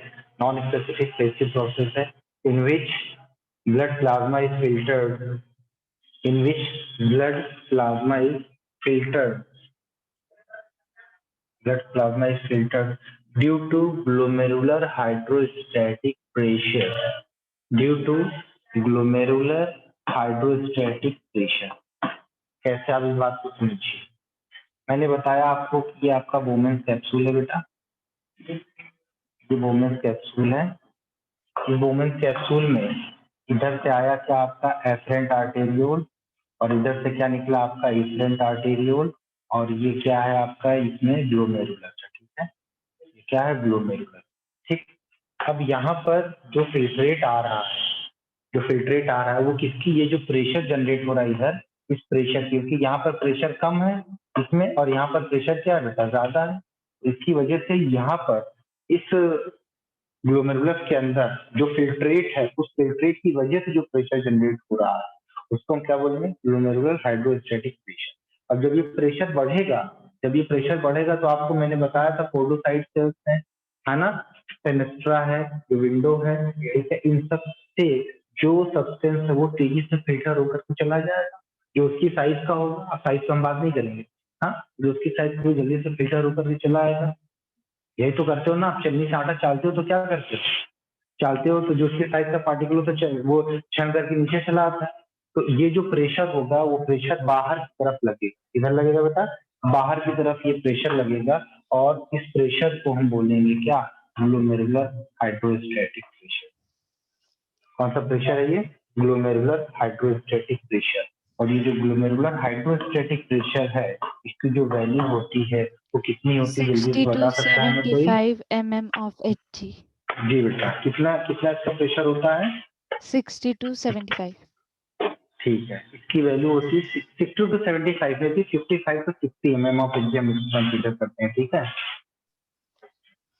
तो ये जो ग्लोमेरुलर फिल्ट्रेशन है इसका दूसरा अल्ट्रा फिल्ट्रेशन भी होता है, कहीं लिखा होता है आप परेशान मत कीजिएगा, अल्ट्रा फिल्ट्रेशन भी कहते हैं। तो यहाँ पर ये जो ग्लोमेरुलर हाइड्रोस्टैटिक प्रेशर है तो इसमें ये ग्लोमेरुलर हाइड्रोस्टैटिक प्रेशर जनरेट कैसे होता है इस पॉइंट को लिखिएगा, इसमें लिखिएगा कि due to broader afferent arteriole and thinner efferent arteriole, due to broader afferent arteriole and thinner efferent arteriole. ठीक है, ये प्रेशर जनरेट होता है और इसकी वैल्यू हम अमाउंट मान लेते हैं कि अगर 60 mm ऑफ Hg है, मिलीमीटर ऑफ मर्करी है। ठीक, अब जब ये फिल्टर होता है, ठीक है, ये जो फिल्टर होता है तो फिल्टर में क्या आता है बेटा, कुछ प्रोटीन्स होती हैं, फिल्टर में नहीं, जो यहाँ पर ग्लोमेरुलस के अंदर बचा हुआ है। और प्रोटीन कौन सी होगी, स्पेशली हमारी एल्बुमिन प्रोटीन होगी, जो एक टाइप की आपकी क्या प्लाज्मा प्रोटीन होगी, ये फिल्टर नहीं होता है, तो इसका अपना एक अलग प्रेशर होगा। और ये जो फिल्टर है प्रोटीन वगैरह जो है इससे क्या बनेगा, कोलॉइड बनेगा, Yes, मिक्सचर sir। ऑफ अलग अलग सब्सटेंसेस जो होते हैं उनको हम क्या बोलते हैं, कोलॉइडल सोल्यूशन बोलते हैं। और उस कोलॉइड में जो लार्ज अमाउंट में होगा वो आपका क्या होगा बेटा, एल्बुमिन प्रोटीन होगा। उस प्रोटीन की वजह से जो प्रेशर जनरेट होगा, इसके अपोज वाला प्रेशर जनरेट होगा, उसको हम बोलेंगे ब्लड कोलॉइडल ऑस्मोटिक प्रेशर। क्या बोलेंगे, ब्लड कोलॉइडल ऑस्मोटिक प्रेशर। और ये जो ब्लड कोलॉइडल ऑस्मोटिक प्रेशर है ये इसको क्या करेगा बेटा, अपोज करता है, उसको हम क्या बोलेंगे बेटा, ब्लड कोलॉइडल ऑस्मोटिक प्रेशर। और ये जो ब्लड कोलॉइडल ऑस्मोटिक प्रेशर है इसकी जो वैल्यू है वो 30 to 32। जनरली माना जाता है 30 मिलीमीटर ऑफ मर्करी। तो ये ब्लड कोलॉइडल ऑस्मोटिक प्रेशर क्यों जनरेट हुआ बेटा, ये जनरेट हुआ due to the plasma albumin. ये किसकी वजह से होता है, ड्यू टू प्लाज्मा एल्बुमिन, ये प्लाज्मा एल्बुमिन की वजह से होता है, ये प्लाज्मा एल्बुमिन की वजह से होता है। ठीक है, अब उसके बाद जो फ्लूइड, ये जो कैप्सुलर स्पेस आपको दिख रहा है ये क्या है, कैप्सुलर स्पेस ही तो है, ठीक है ना, ये क्या है, ये कैप्सुलर स्पेस। इस कैप्सुलर स्पेस में जो फिल्ट्रेट है, जो फिल्ट्रेट है इसका अपना प्रेशर होगा जो अपने अपने वॉल पर लगाया गई है। तो इस प्रेशर को हम क्या बोलते हैं बेटा, कैप्सुलर हाइड्रोस्टैटिक प्रेशर। ठीक है, इस प्रेशर को हम बोलेंगे कैप्सुलर हाइड्रोस्टैटिक प्रेशर। ये भी क्या होगा, ये अंदर की तरफ लगेगा, मतलब ग्लोमेरुलर हाइड्रोस्टैटिक प्रेशर के अगेंस्ट काम कर रहा है। तो इस प्रेशर को हम बोलेंगे कैप्सुलर हाइड्रोस्टैटिक प्रेशर। तो इसका नाम हो गया आपका कैप्सुलर हाइड्रोस्टैटिक प्रेशर। तो इसकी जो वैल्यू होती है ये कितनी होगी, ये थोड़ा सा कम होगी। कैप्सुलर हाइड्रोस्टैटिक प्रेशर की जो वैल्यू होती है वो कंसीडर किया गया है 20 मिलीमीटर ऑफ द मर्करी। ठीक है, और कैप्सुलर हाइड्रोस्टैटिक प्रेशर क्यों जनरेट हुआ बेटा? ये जनरेट हुआ due to the fluid into the Bowman's capsule. ठीक है, तो ये जो CHP हुआ, CHP क्यों जनरेट हुआ? ये जनरेट हुआ due to the fluid in Bowman's capsule. Bowman's capsule के अंदर जो फ्लूइड है उसकी वजह से। ठीक, अब एक फोर्स बाहर की तरफ लग रहा है, एक प्रेशर बाहर की तरफ लग रहा है, दो प्रेशर इसके अगेंस्ट में लग रहे हैं। ठीक है ना? तो नेट फिल्ट्रेशन प्रेशर यहाँ पर जो निकालेंगे वो हमारा होगा क्या? Net filtration pressure. तो क्या हो जाएगा नेट फिल्ट्रेशन प्रेशर? देखिए इधर, तो हमारा जो नेट फिल्ट्रेशन प्रेशर है, या इसी को हम बोलते हैं इफेक्टिव फिल्ट्रेशन प्रेशर। ठीक है, नेट फिल्ट्रेशन प्रेशर या इफेक्टिव फिल्ट्रेशन प्रेशर। तो ये जो नेट फिल्ट्रेशन प्रेशर या इफेक्टिव फिल्ट्रेशन प्रेशर है, उसको हम कैसे निकालेंगे? तो एक तो आपका हो गया GHP minus blood colloidal osmotic pressure plus capsular hydrostatic pressure. तो ग्लोमेरुलर हाइड्रोस्टैटिक प्रेशर की वैल्यू 60 है और इसकी वैल्यू है 30 और प्लस 20, तो इसकी जो टोटल वैल्यू आ गई वो 10 मिलीमीटर ऑफ मरकरी आ गई। मतलब हमारा जो नेट फिल्ट्रेशन प्रेशर है या हमारा जो इफेक्टिव फिल्ट्रेशन प्रेशर है, इसकी वैल्यू कितनी है? इसकी वैल्यू है 10 10 mm। Millimetre of mercury. ठीक है, Yes, sir. कभी कभी आपके जब क्वेश्चन में ये ऑप्शन हो दिया हो कि नेट फिल्ट्रेशन प्रेशर क्या होगा और वहां पर 10 आपको नहीं दिख रहा है, वहां आपको 10 नहीं दिख रहा है, तब आपको जो लोवेस्ट नंबर होगा, वहां पर जो भी लोवेस्ट नंबर होगा, आप उसको कंसीडर कर लेंगे कि हाँ this will be my answer. ठीक है, हमारा आंसर क्या होगा? वही होगा। अब यहाँ पर हो गया, ये लिख लिया ना आपने? Yes, sir. ठीक है, आगे हम चलते हैं। तब आप देखिए, अगर हम पूछें कि ग्लोमेरुलर फिल्ट्रेशन क्या, ग्लोमेरुलर फिल्ट्रेट है क्या, तो आपका जवाब क्या होगा? अगर मैं पूछूं कि what is the glomerular filtrate, glomerular filtrate क्या है, तो आप बोलोगे कि सर प्लाज्मा में से हमने प्रोटीन को माइनस कर दिया और इस प्रोटीन में लार्ज अमाउंट में एल्बुमिन होता है, तो plasma minus protein is known as the glomerular filtrate. Plasma minus protein is the glomerular filtrate. Is it clear? Yes, sir. Is it clear? ठीक है, अब हमारा जो ग्लोमेरुलर फिल्ट्रेशन रेट होता है वो कितना होता है बेटा? जल्दी बताइए। वो आपका 125 ml पर मिनट होता है। इससे हम जो है अपने किडनी के फंक्शन को देखते हैं। GFR कितना होता है बेटा? 125 ml पर मिनट होता है। ठीक है, 125 ml पर मिनट होता है। देखिए दो चीजें होती हैं, एक रीनल ब्लड फ्लो होता है और एक क्या होता है? रीनल प्लाज्मा फ्लो होता है। ठीक है, और आपका जो ब्लड सप्लाई किडनी को हो रहा है, ध्यान दीजिएगा इधर बच्चे, आपका जो ब्लड सप्लाई हो रहा है किडनी को, तो ब्लड सप्लाई किडनी को हो रहा है वो कितना है? जल्दी बताइए, एनसीईआरटी में कितना मेंशन किया है? 1100 से 1200, 11,000 नहीं, 1100 से 1200 ml पर मिनट हो रहा है। 1100 से 1200 ml पर मिनट हो रहा है। और हम जानते हैं हमारे ब्लड में 55% क्या होता है? प्लाज्मा होता है, और 45% क्या होता है? हमारा फॉर्म्ड एलिमेंट्स होता है। ठीक है, तो अगर हम प्लाज्मा फ्लो निकालेंगे, अगर हम क्या निकालेंगे बेटा? प्लाज्मा फ्लो निकालेंगे, तो प्लाज्मा फ्लो जो होता है हमारा वो क्या हो जाएगा बेटा? Renal plasma flow. देखिए हमने आपको होमवर्क दिया था ना इस वाले पार्ट में, यहाँ पर काम आया। तो हमारा जो रीनल प्लाज्मा फ्लो होता है, तो अगर हम उसको 55% के हिसाब से निकालेंगे, इसकी तो वो वैल्यू 650 अप्रोक्सीमेटली आता है। 650। कितना आएगा इसकी वैल्यू बेटा? 650 ml के आसपास, 600 से 700 के बीच होता है, इसको 650 कंसीडर करते हैं। ठीक, तो ये आपका रीनल प्लाज्मा फ्लो होता है। ठीक, अब ये रीनल प्लाज्मा फ्लो है, रीनल प्लाज्मा फ्लो है, तो और GFR रेट क्या है? 125 ml है। तो इससे हम एक चीज और निकाल सकते हैं, that is the filtration fraction. क्या निकालेंगे बेटा? फिल्ट्रेशन 1/5 फ्रैक्शन निकालेंगे। हाँ, फिल्ट्रेशन फ्रैक्शन निकालेंगे। तो फिल्ट्रेशन फ्रैक्शन का जो फॉर्मूला है हमारा वो क्या हो जाएगा बेटा? आपका GFR upon renal plasma flow into the 100 की वैल्यू आएगी 125 ml अपॉन 650 इनटू दी 100। ये सब पूरा हम काटे बांटेंगे, तो हमारी जो वैल्यू आएगी वो होगी आपकी 18 to 19%। फिल्ट्रेशन फ्रैक्शन कितना होता है? 18 से 19% होता है। ये आपका क्या है बेटा? Filtration fraction. हाँ ठीक है, 8 साल से कैलकुलेट कर रहे हैं ना।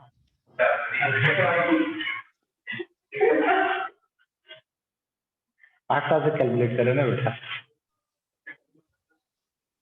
हाँ नहीं, परसेंटेज खाली निकाल रहे हैं बस उसको क्वेश्चन बनाने। मतलब कितना परसेंटेज हमारा फिल्टर हो रहा है। हाँ फिल्टर हो रहा है, ये है ठीक। अब अगली बात हमारी आती है आपके, और क्या ये जीएफआर से तो पता करते हैं, ठीक है। चलो बेटा, एक चीज और इसमें आती है आपका यूरिन फॉर्मेशन में ट्यूबुलर सिक्रेशन तो हम पढ़ेंगे ही पढ़ेंगे, लेकिन एक चीज और हम आपको बता दें कि यहाँ पर आपका एक रास मैकेनिज्म ऑपरेट होता है, ठीक है, और एक जस्टाग्लोमेरुलर अपरेटस का फॉर्मेशन होता है, ठीक है। यहाँ पर कोई है कि नहीं है, यहाँ पर बस मैं 1 मिनट रुकना।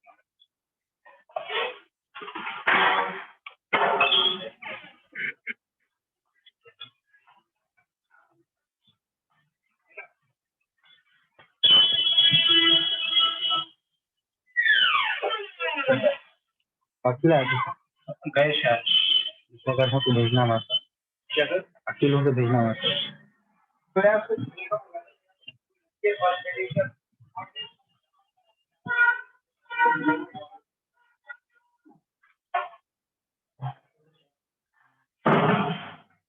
क्या लेकिन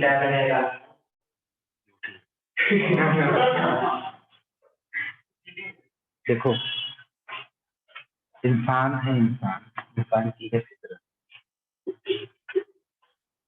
संस्कृत का श्लोक है, गुरु ब्रह्मा गुरु विष्णु गुरु देवो महेश्वरा, ठीक है।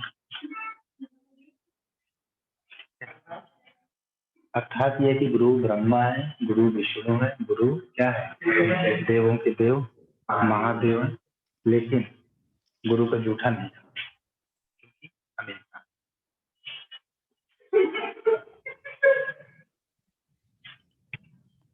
कहने की बात है,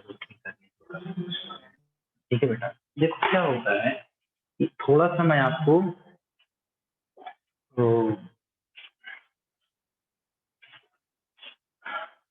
जस्टाग्लोमेरुलर अपरेटस के बारे में बताता हूँ। किसके बारे में? जस्टाग्लोमेरुलर अपरेटस के बारे में मैं बताता हूँ।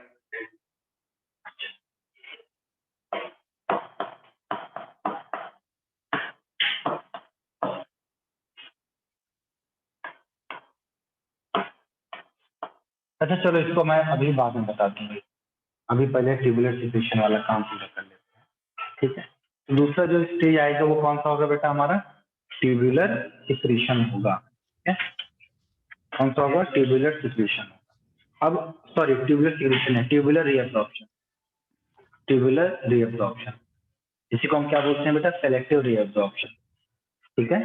Selective Yes, sir. रीअब्जॉर्प्शन, यहाँ पर मैक्सिमम रीअब्जॉर्प्शन होता है और हाई थ्रेशोल्ड वैल्यू वाले सब्सटेंसेस का भी रीअब्जॉर्प्शन होता है, ठीक है। थ्रेशोल्ड वैल्यू समझते हैं ना क्या होता है? क्या मैक्सिमम वैल्यू का क्या? थ्रेशोल्ड वैल्यू,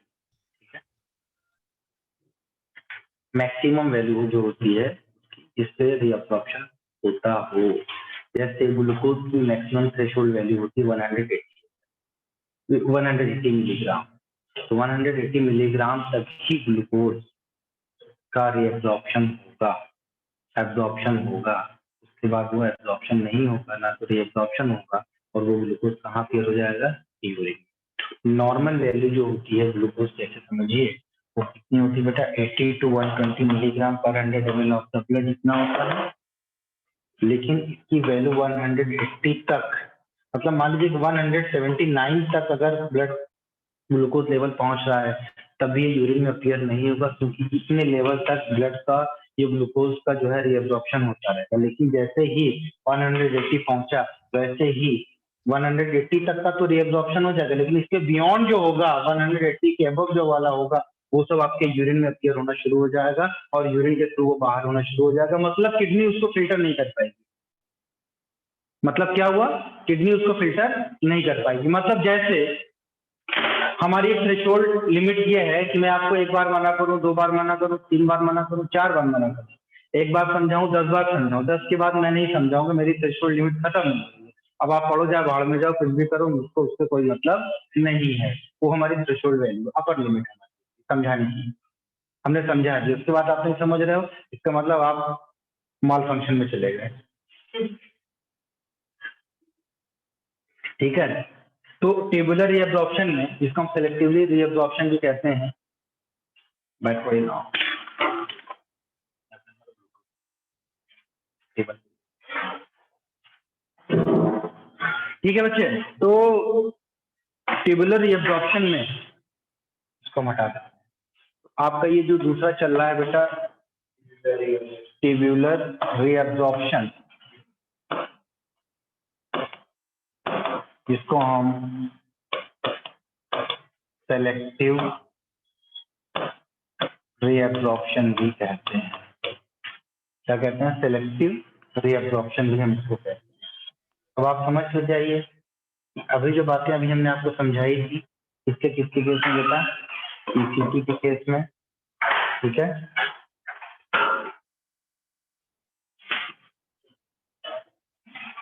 लूप के केस में, ठीक है, और डीसीटी के केस में।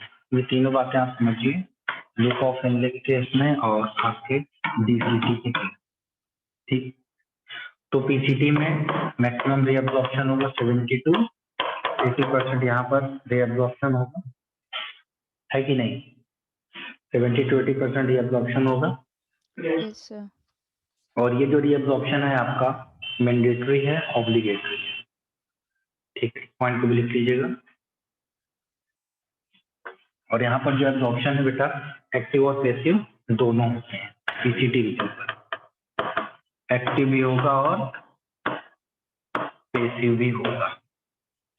एक्टिव भी होगा, एक्टिव किसका होता है, पैसिव किसका होता है, अकॉर्डिंग टू योर एनसीईआरटी आप लोग इसको लिख लीजिएगा, किसका एक्टिव होता है, किसका पैसिव होता है। ठीक है, और all the glucose and ascorbic acid लिखे गए पीसीटी वाले रीजन में, all the glucose and ascorbic acid is present, और ascorbic acid is present. Ascorbic acid क्या है अरुण? क्या है एस्कॉर्बिक एसिड? Vitamin C.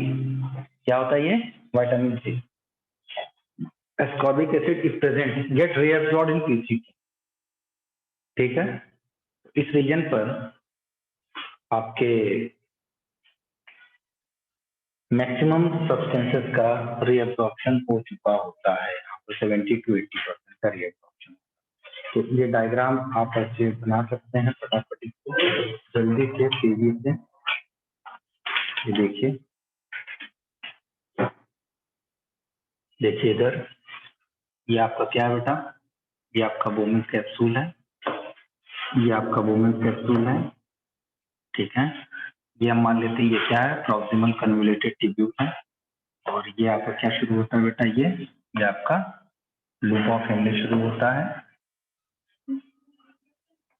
ये लूप ऑफ हेनले शुरू हो रहा है यहाँ पे।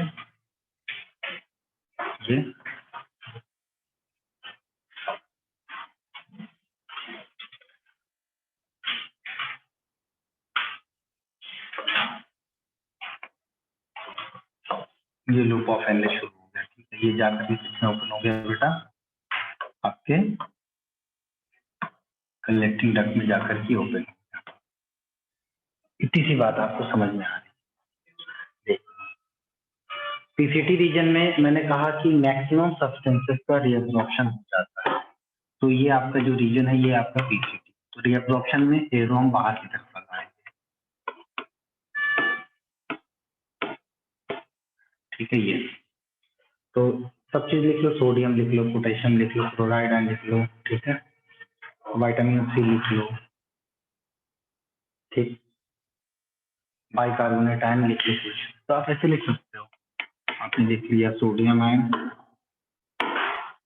क्या है आपका? ये आपका सोडियम आयन है, क्लोराइड आयन है, पोटेशियम आयन है। आपका बाइकार्बोनेट आयन है, अगर विटामिन सी मौजूद है तब वो भी रीअब्सॉर्ब हो जाएगा, ठीक है। और तो और वाटर का रीअब्सॉर्प्शन हो जाएगा, आपके ग्लूकोज का रीअब्सॉर्प्शन हो जाएगा, मैक्सिमम चीजों का रीअब्सॉर्प्शन यहाँ पर होगा। और जो सोल्यूशन था मैंने क्या बताया था, वो होगा आपका आइसोटोनिक, है ना। अब हम आ जाते हैं इस वाले में, ठीक है।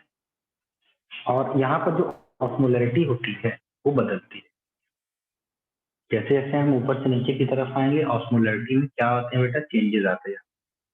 और शुरुआत में ऑस्मोलैरिटी क्या होती है, कम होती है, उसके बाद धीरे धीरे जैसे ही हम मेडुला के इनसाइड हम जाना शुरू कर देते हैं, यानी कि लूप ऑफ हेनले के नीचे तक जाना शुरू कर देते हैं, वहां पर ऑस्मोलैरिटी क्या होती है बेटा, इंक्रीज करती है, ठीक है। तो हमारी एनसीईआरटी क्या कह रही है, हमारी एनसीईआरटी क्या कह रही है, देखिए ऑस्मोलैरिटी कहाँ तक जा रही है, 400, 600, 800, 1000, 1200। देखिए ये ऑस्मोलैरिटी है 400, 600, 800, 1000, 1200।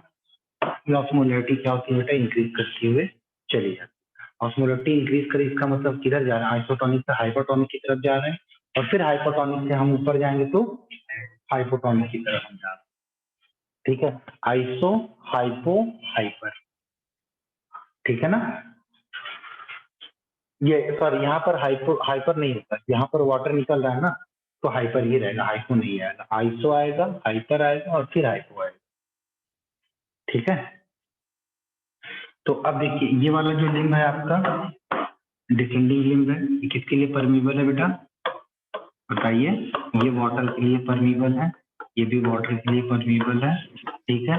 और ये जो असेंडिंग लिम्ब है ये वाला, ये किसके लिए बेटा, ये इलेक्ट्रोलाइट्स के लिए परमीबल है, ये इलेक्ट्रोलाइट्स के लिए परमीबल है, ये इलेक्ट्रोलाइट्स के लिए परमीबल है। तो यहाँ पर ये जो सोल्यूशन होगा ये कैसा होगा बच्चे, ये होगा इसका हाइपरटोनिक होगा, हाइपरटोनिसिटी इंक्रीज कर रही है, फिर ऊपर की तरफ जाएंगे तो जब इसके सॉल्यूट्स बाहर निकलेंगे तो वाटर का लेवल यहाँ पर ज्यादा हो जाएगा इसके कंपेयर में, तो यहाँ पर जो सोल्यूशन होगा वो आपका हाइपोटोनिक, ठीक है।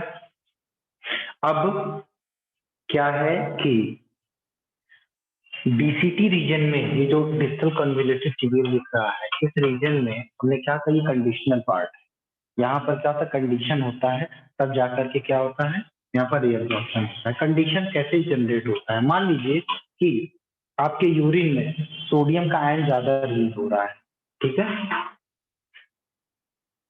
या वाटर ज्यादा रिलीज हो रहा है, ठीक, वाटर ज्यादा रिलीज हो रहा है, सोडियम ज्यादा रिलीज हो रहा है, तो ब्लड में सोडियम का लेवल क्या हो जाएगा, कम हो जाएगा ना। और जब ब्लड में सोडियम का लेवल अगर कम हो जाएगा तो हमको ब्लड प्रेशर हमारा बढ़ेगा कि घटेगा, डिक्रीज करेगा। तो जब डिक्रीज करेगा तो ये जो जक्स्टाग्लोमेरुलर एपरेटस अभी हम बताएंगे जो कि किसके जंक्शन से बनता है, ये जो डीसीटी है, तो हमने तो इसका अच्छा फैला दिया है, तो ऐसा एक्चुअल में होता नहीं है, ये सर्कुलेट ये कॉइल्ड स्ट्रक्चर होता है, और ये एक्चुअल में यहाँ पर जो एफरेंट आर्टेरियोल है, ये जो एफरेंट आर्टेरियोल यहाँ पर आ रहा है ना ये वाला, और यही के रीजन से आपका डिस्टल कन्वोल्यूटेड ट्यूब्यूल भी गुजरता है। तो इन दोनों के जंक्शन से जो एपरेटस बनता है उसी को हम बोलते हैं जेजीए, जक्स्टाग्लोमेरुलर एपरेटस, ठीक है। और इस जक्स्टाग्लोमेरुलर एपरेटस में एक स्पेशल टाइप की सेल्स होती है जिसको हम क्या बोलते हैं, मैकुला डेंसा।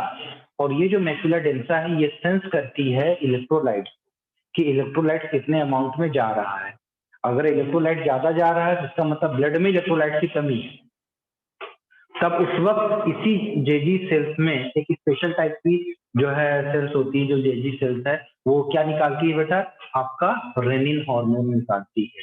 और ये रेनिन, RENIN, रेनिन, ये रेनिन क्या करता है, ये रेनिन स्टिमुलेट करेगा इसको, रास मैकेनिज्म को, renin angiotensin aldosterone system operate करेगा, जिसकी वजह से एल्डोस्टेरॉन का लेवल बढ़ेगा, और एल्डोस्टेरॉन आकर के इस रीजन पर जाकर के एक्ट करना शुरू कर देगा, जिसकी वजह से सोडियम का रीअब्जॉर्प्शन रेट क्या हो जाएगा बेटा, बढ़ जाएगा, और साथ ही साथ वाटर का रीअब्जॉर्प्शन बढ़ेगा under the influence of ADH hormone, ठीक है। तो ये कंडीशन यहाँ पर होती है, तो डिस्टल कन्वोल्यूटेड ट्यूब्यूल में रीअब्जॉर्प्शन कब होगा? जब रास मैकेनिज्म ऑपरेट होगा। रास कब ऑपरेट होगा? जब ब्लड का जो सोडियम लेवल है वो कम होगा, यानी कि हम हाइपोटेंशन में होंगे, हमारा ब्लड प्रेशर क्या होगा? कम होगा, हमारा जीएफआर रेट क्या है? ठीक है, तो ये तीसरी बात आपको समझ में आई। तो ये तो था मामला किसका? ट्यूबुलर रीअब्जॉर्प्शन का था। तो इस पॉइंट में और कुछ आगे बढ़ाना है क्या? इसमें कुछ और लिखना है? बताइए। No, आई sir. थिंक मुझे तो नहीं लगता इसमें कुछ लिखने की जरूरत है। ठीक, अब अगला है आपका ट्यूबुलर सिक्रीशन, जिसको हम ऑगमेंटेशन कहते हैं। तो ट्यूबुलर सिक्रीशन में होता क्या है बच्चे? ट्यूबुलर सिक्रीशन में मैं एक नया कलर यहाँ पर लेता हूँ और इसी से सब चीज को हम इंडिकेट करेंगे, डिनोट करेंगे। ये वाला कलर लेते हैं। तो ट्यूबुलर सिक्रीशन में जो आपकी पेरी ट्यूबुलर कैपिलरी जिसने वासा रेक्टा बनाया है, क्या बनाया है? जिसने वासा रेक्टा बनाया है, मतलब इसके पैरेलल में अगर हम यहाँ पर वासा रेक्टा बनाएंगे, ये वासा रेक्टा अगर हम बनाएंगे यहाँ पर ये इस तरीके से, तो ये क्या है बेटा? ये वासा रेक्टा हमारा है। ठीक है, तो यहाँ से सब्सटेंसेस का सिक्रीशन होगा और वो इसके अंदर है। बात को समझिए, एनसीईआरटी में जो अलग अलग बना करके दी गया है, आप उससे कंफ्यूज मत होइए बिल्कुल भी। आप इसके ये जो वासा रेक्टा है, जो वासा रेक्टा आपको दिखाई पड़ रहा है ना, ये वाला, इसको ऐसे उठाइए और इसके नीचे लगा दीजिए। ठीक है, ये देख रहे हो ना, ये वाला, ये इसको ऐसे उठाइए, इसके नीचे लगा दीजिए। अब आप देखिए कि यहाँ Okay, से sir. सोडियम आयन निकल रहा है, तो ये इसके अंदर चला जाएगा। ठीक है ना? तो यहाँ पे जब हम ट्यूबुलर किसकी बात करते हैं बेटा? सिक्रीशन की बात करते हैं। ये तीसरा स्टेप होता है हमारा ट्यूबुलर सिक्रीशन का। तो ये जो हमारा ट्यूबुलर सिक्रीशन है, ट्यूबुलर सिक्रीशन में जो आपका वासा रेक्टा है, यहाँ से सब्सटेंसेस का जो है निकलना होगा। जैसे पोटेशियम आयन यहाँ पर निकलेगा, तो ये इसके अंदर पहुंचेगा पोटेशियम आयन। ध्यान से ऐसे समझिए, इसके अंदर से अमोनियम आयन निकलेगा, प्रोटॉन आयन निकलेंगे यहाँ से, ये प्रोटॉन आयन इससे यहाँ पर पहुंचेंगे। यहाँ से आपका अमोनियम आयन निकल रहा है, ये इसके अंदर पहुंच रहा है।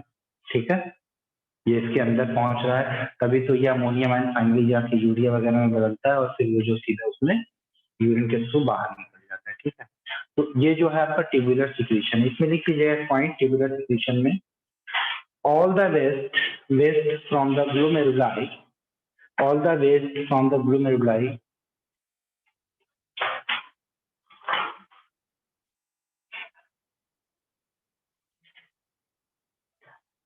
all the waste from the glomeruli don't get filtered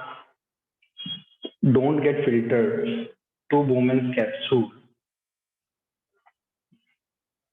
don't get filtered to Bowman's capsule, Bowman's capsule.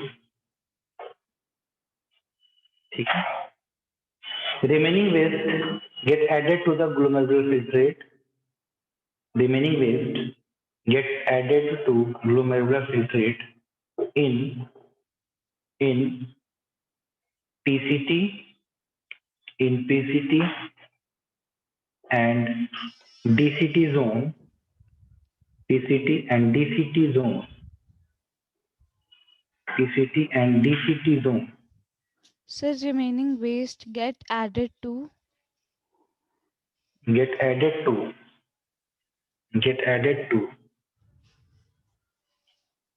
ये एरो यहाँ मत लगाइएगा आप लोग, ठीक है? यहाँ नहीं लगाए ये एरो यहाँ मत, ये तो खाली इसे समझाने के लिए बता दिया था, लेकिन इसका एडिशन कहाँ पर होता है?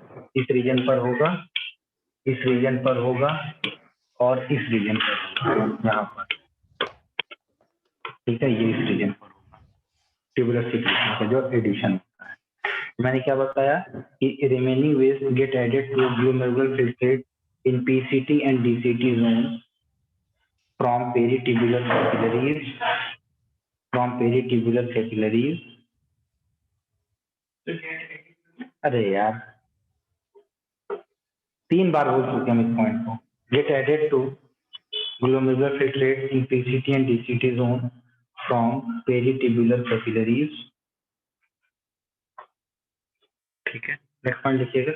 Tubular secretion mainly helps to tubular secretion mainly helps to tubular secretion mainly helps to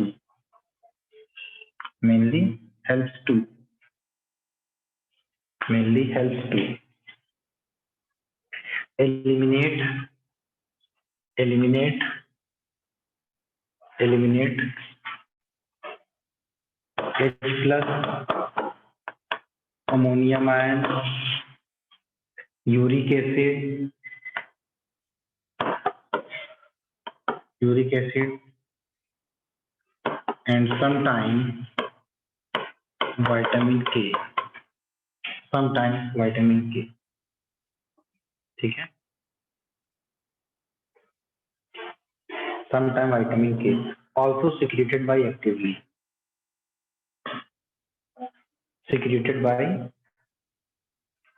मतलब एक्टिव प्रोसेस। कुछ में जो है,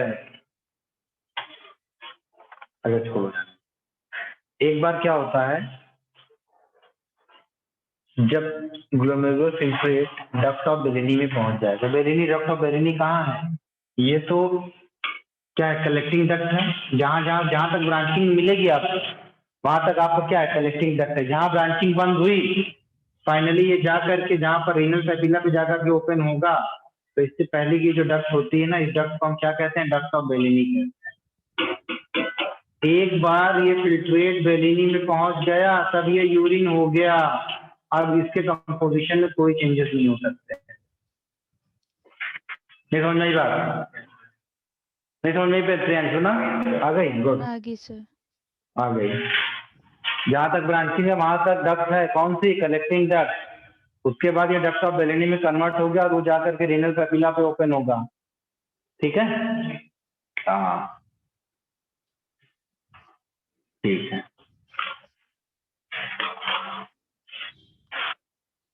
अच्छा, अब ये जो प्रोसेस आपका चल रहा है ना पैरेलली, यही आपका काउंटर करंट मैकेनिज्म ही होता है, कुछ और होता है? कुछ और होता है क्या काउंटर करंट मैकेनिज्म? यही है काउंटर करंट मैकेनिज्म में, जनरली यही होता है। ठीक है, लेकिन लिख लीजिए आप लोग, छोटा सा ये पॉइंट आप लिख लीजिएगा, और उधर 12 लाइन है, हेडिंग डाल करके लिख लीजिएगा, काउंटर करंट मैकेनिज्म एक्चुअल में क्या है। ठीक है, क्या टाइम हो रहा है बेटा हमारा? अभी टाइम है ना 4:01। आधे घंटे में ये मामला निपटा देंगे। इसका जो डिसऑर्डर्स हैं वो पढ़ लीजिएगा। जी सर। हाँ अच्छा ठीक है, हम पढ़ा दें। कुछ डिसऑर्डर में क्या आता है? नेफ्राइटिस, नेफ्रॉन के अंदर inflammation, kidney stone, kidney failure, haemodialysis,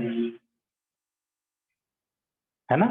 चलो, काउंटर करंट मैकेनिज्म में लिखिएगा, it is mean for conservation of water, it is mean for conservation of water, speed में लिखिएगा, conservation of water and helps to maintain electrolyte concentration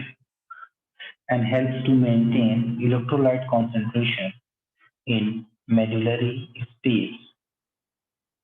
Electrolyte concentration in medullary space. Medullary Space. इसका phone आ रहा है इसमें दो।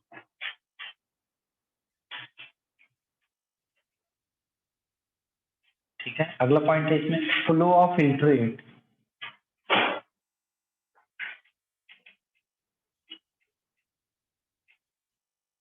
Flow of filtrate in loop of Henle is in opposite direction.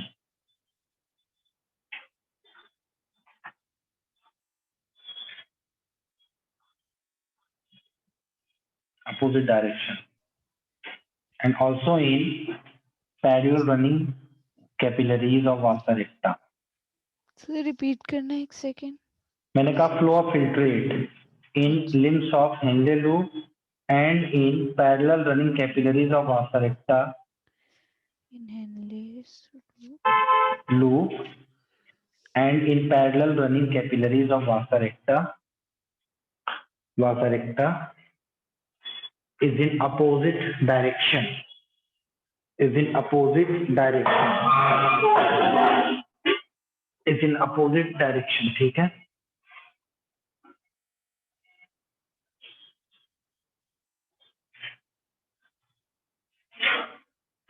ठीक है, अगला पॉइंट लिखिएगा. Wall of ascending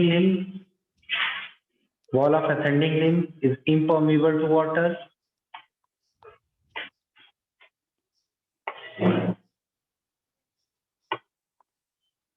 Hence,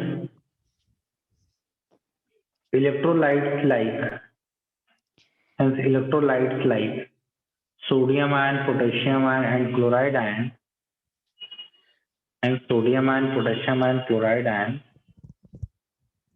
get diffused out in interstitial zone from ascending limb. ये जो जोन आपको दिख रहा है ना, ये वाला किनारे वाला, कहाँ गया? ये वाला देखिए, ये सब इंटरस्टिशियल जोन है. ये सब क्या है? इंटरस्टिशियल जोन है. Sir out and interstitial zone, उसके बाद क्या कहा? क्या लिखा हमने? Out in interstitial zone from ascending limb. समझ आ रही बात? These electrolytes increases molarity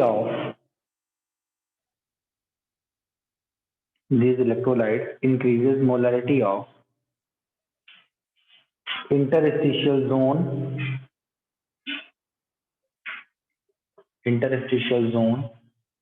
which helps to absorb water from descending limb. सारा फिनोमेना ग्रेडियंट पे है ना. इस वाले लिम्ब से सोडियम बाहर निकला तो इंटरस्टिशियल जोन में सोडियम का लेवल बढ़ गया. तो जो बाहर सोडियम का लेवल बढ़ गया, इलेक्ट्रोलाइट का लेवल बढ़ गया, तो उसके कंपेयर में वाटर कम हो गया. तो वाटर को विड्रॉ करना होगा. वाटर खुद ब खुद जो है मूव कर जाएगा. कहाँ से? इसके डिसेंडिंग लिम्ब से. यहाँ से वाटर निकल करके यहाँ पर चला आएगा. सारा मामला है ना, ग्रेडियंट वाला है ना, हायर टू लोअर ग्रेडियंट. आधे से ज्यादा बायोलॉजी हमने इसी पे खत्म कर दी, खाली ग्रेडियंट डिफरेंस. ये सच्चाई है. छोटा सा कंसेप्ट आप लोगों को समझ में आ गया. एनर्जी डिफरेंस है, उस डिफरेंस को मिनिमाइज करने के लिए क्या होगा? मूवमेंट होगा. वे यहाँ भी तो मूवमेंट ही हो रहा है ना, यहाँ से वहां से यहाँ. और क्या हो रहा है? मूवमेंट ही तो हो रहा है. ठीक, अगला लिखिएगा. Electrolyte from interstitial zone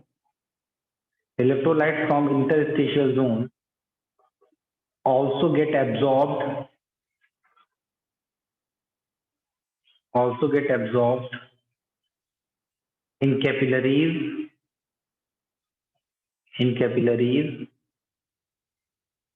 running towards medulla. ये वासा रेक्टा की बात हम कर रहे हैं. Electrolytes from the interstitial zone also get absorbed in capillaries running towards medulla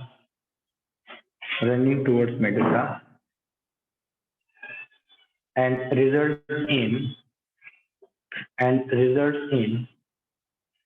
increase in molarity of blood. Increase in molarity of blood.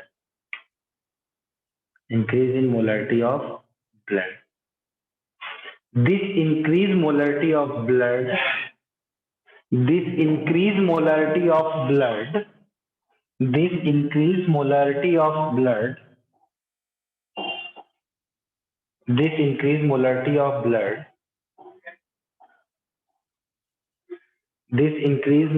of blood helps to absorb water. देखिए यहाँ पर अगर मोलरिटी इंक्रीज कर गई है तो interstitial zone में यहाँ पर जो वाटर होगा, यहाँ से यहाँ पर जो वाटर आएगा, यहाँ से यहाँ पर जो वाटर आएगा, और कुछ आयन इसमें क्या होते हैं बेटा, एब्जॉर्ब हो चुके हैं इस वाले रनिंग कैपिलरी में। तो इसका जो ऑस्मोलरिटी क्या हो गई है, ये आपकी क्या हो गई बेटा, हाइपरटोनिक हो गया है। तो इसमें वाटर का बैलेंस बढ़ाने के लिए, वाटर के लेवल को बढ़ाने के लिए आसपास का जो वाटर है वो खुद ब खुद यहाँ पर चला आएगा, क्योंकि यहाँ पर इसके अंदर का वाटर का लेवल क्या है बेटा, कम है ना। ये बात तो लिख रहे हैं रनिंग टुवर्ड्स, क्या लिखा आपने, increase molarity of blood helps to absorb water from interstitial zone in capillaries running towards the cortex, ठीक है, running towards the cortex। ठीक, चलिए अब हम बात कर लेते हैं बेटा यूरिन की। यूरिन एक्चुअल में क्या है, और मिक्चुरेशन रिफ्लेक्स भी हम आपको बताएं। ठीक है, बात करते हैं बेटा यूरिन की।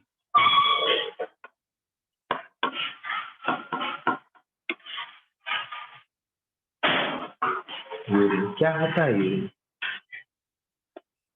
बताइए।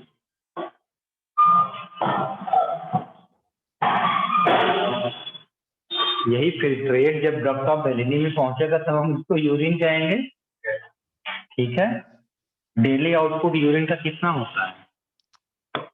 अब बच्चा कहेगा सर जितना पानी पिएंगे उतना ज्यादा, 1 to 1.5, 1 से लेकर के 1.5 लीटर तक।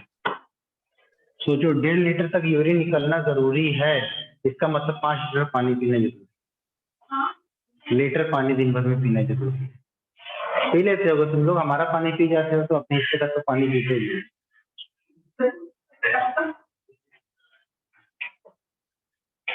है ना।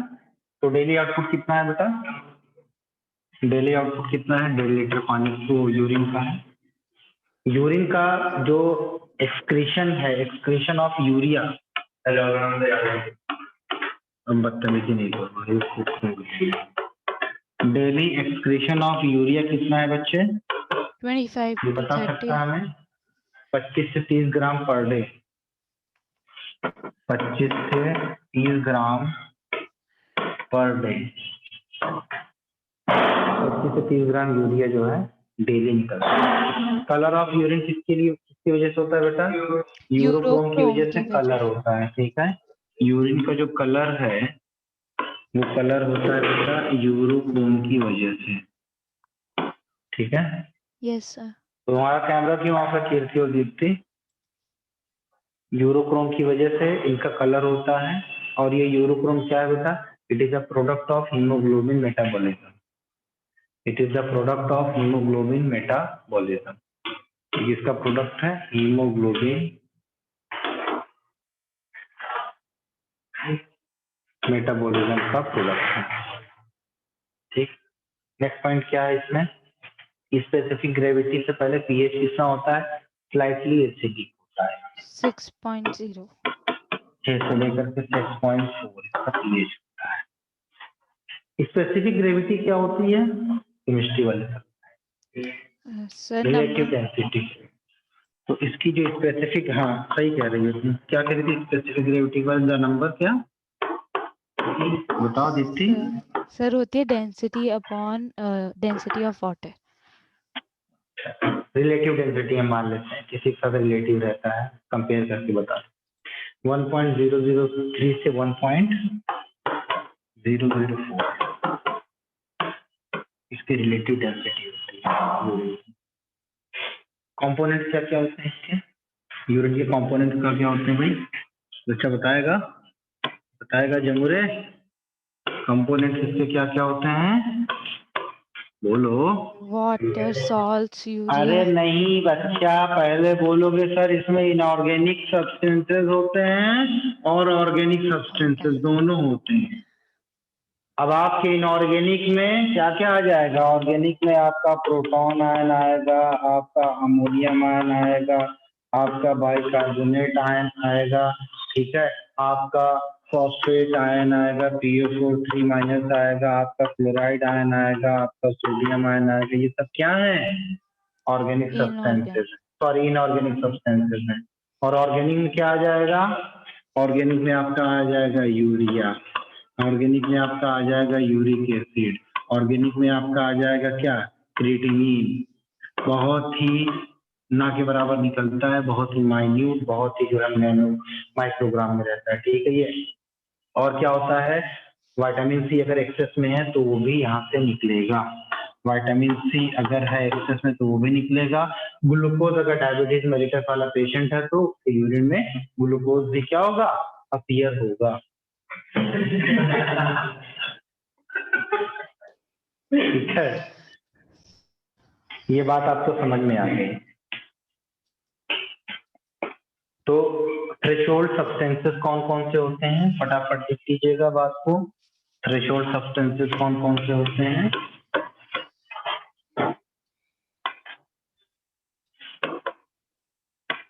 तो पहले तो आप ये जानिएगा रीनल थ्रेशोल्ड होता क्या है, क्योंकि आप लोग 11th में है इसीलिए हर चीज लिखवाना बड़ा जरूरी हो जाता है। रीनल थ्रेशोल्ड लिखिएगा, the upper limit up to which, renal threshold क्या होता है? The upper limit up to which a substance reabsorbed, the upper limit up to which a substance reabsorbed from glomerular filtrate, from the glomerular filtrate, ठीक है। Yes, sir. इसमें तीन type के substance होते हैं। एक आपका हाई थ्रेशोल्ड वैल्यू वाला होता है, एक आपका लो थ्रेशोल्ड वैल्यू वाला होता है, एक नॉन थ्रेशोल्ड वैल्यू वाला सब्सटेंस होता है, ठीक है। हाई थ्रेशोल्ड वैल्यू सब्सटेंसेस में जैसे जनरली आपका क्या आता है बेटा? इलेक्ट्रोलाइट, सोडियम आ गया, क्लोराइड आयन आ गया, आपका ग्लूकोज आपका आ गया, ठीक है, अमाइनो एसिड आ गया और विटामिन सी आ गया, ठीक है। अमाइनो एसिड और विटामिन सी, ये आपके हाई थ्रेशोल्ड वैल्यू वाले सब्सटेंसेस होते हैं। लो थ्रेशोल्ड वैल्यू वाले जो सब्सटेंस होगा उनमें जनरली जो पार्शियली एब्जॉर्ब होते हैं, जैसे आपका यूरिया हो गया, बाइकार्बोनेट आयन हो गया, यूरिया हो गया और आपका बाइकार्बोनेट आयन हो गया। नॉन थ्रेशोल्ड वैल्यू वाले जो सब्सटेंसेस होते हैं जो कि कभी एब्जॉर्ब नहीं होते, रीअब्जॉर्प्शन इनका जनरली कभी नहीं होता, जैसे क्रिएटिनिन हो गया, हिप्यूरिक एसिड हो गया, इनिलिन हो गया, ठीक है। क्या हो गया बेटा? क्रिएटिनिन हो गया, हिप्यूरिक एसिड हो गया, इनिलिन हो गया, क्या हो गया बेटा? इनिलिन हो गया, इनिलिन एक दिन में है, इनिलिन हो गया, ठीक है। और क्या आता है आपका? Ammonium ion. सर हाँ सर ऐसा कौन सा केस होता है जब ये क्रिएटिनिन रीअब्सॉर्ब हो जाता है? तब आपने बताया था कि ये हार्मफुल होता है बॉडी के लिए। वो जो किडनी फेलियर में हम जाते हैं तब उस वक्त होता है, हमारा जब किडनी प्रॉपर काम नहीं कर रहा है तब, ठीक है। Yes sir.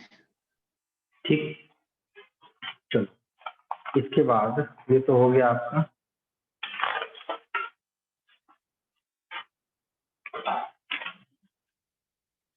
चलिए अब हम आपको बता देते हैं, जल्दी से करो। जस्टाग्लोमेरुलर एपरेटस कितना बचा है? मैंने कहा था ना 90% ये सिलेबस खत्म हो जाएगा, तो खत्म ही हो गया। क्या बचा है? हाँ और क्या इसमें बहुत क्या है? कुछ और है क्या इसमें बचा हुआ? राफ मैकेनिज्म में वो पहले पढ़ा चुके हैं। और मैच्योरेशन रिफ्लेक्स, मैच्योरेशन रिफ्लेक्स, ठीक है।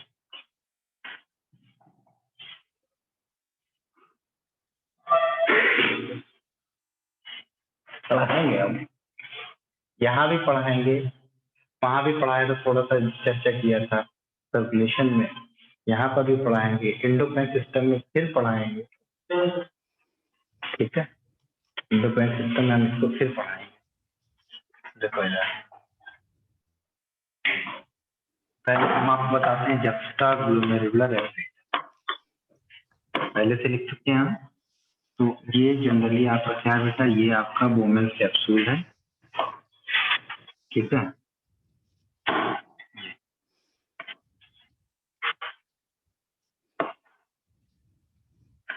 ये वुमेन्स कैप्सूल है, ठीक है। वुमेन्स कैप्सूल में यहाँ से आया आपका क्या, एफरेंट आर्टेरियोल, और ये निकल रहा है आपका इफरेंट आर्टेरियोल, ठीक है। ये ग्लोमेरुलस आपका बन रहा है, ये आपका एफरेंट आर्टेरियोल है, ये आपका क्या है बेटा, इफरेंट आर्टेरियोल है। और इसी के साथ यहाँ पर साइड मान लेते हैं कि ये इस रीजन से ये जो निकल करके जा रहा है इसको हम क्या बोलते हैं बेटा, डिस्टल कन्वोल्यूटेड ट्यूब्यूल। क्या है ये, डिस्टल कन्वोल्यूटेड ट्यूब्यूल, ठीक। इस डिस्टल कन्वोल्यूटेड ट्यूब्यूल में यहाँ पर इस रीजन पर ये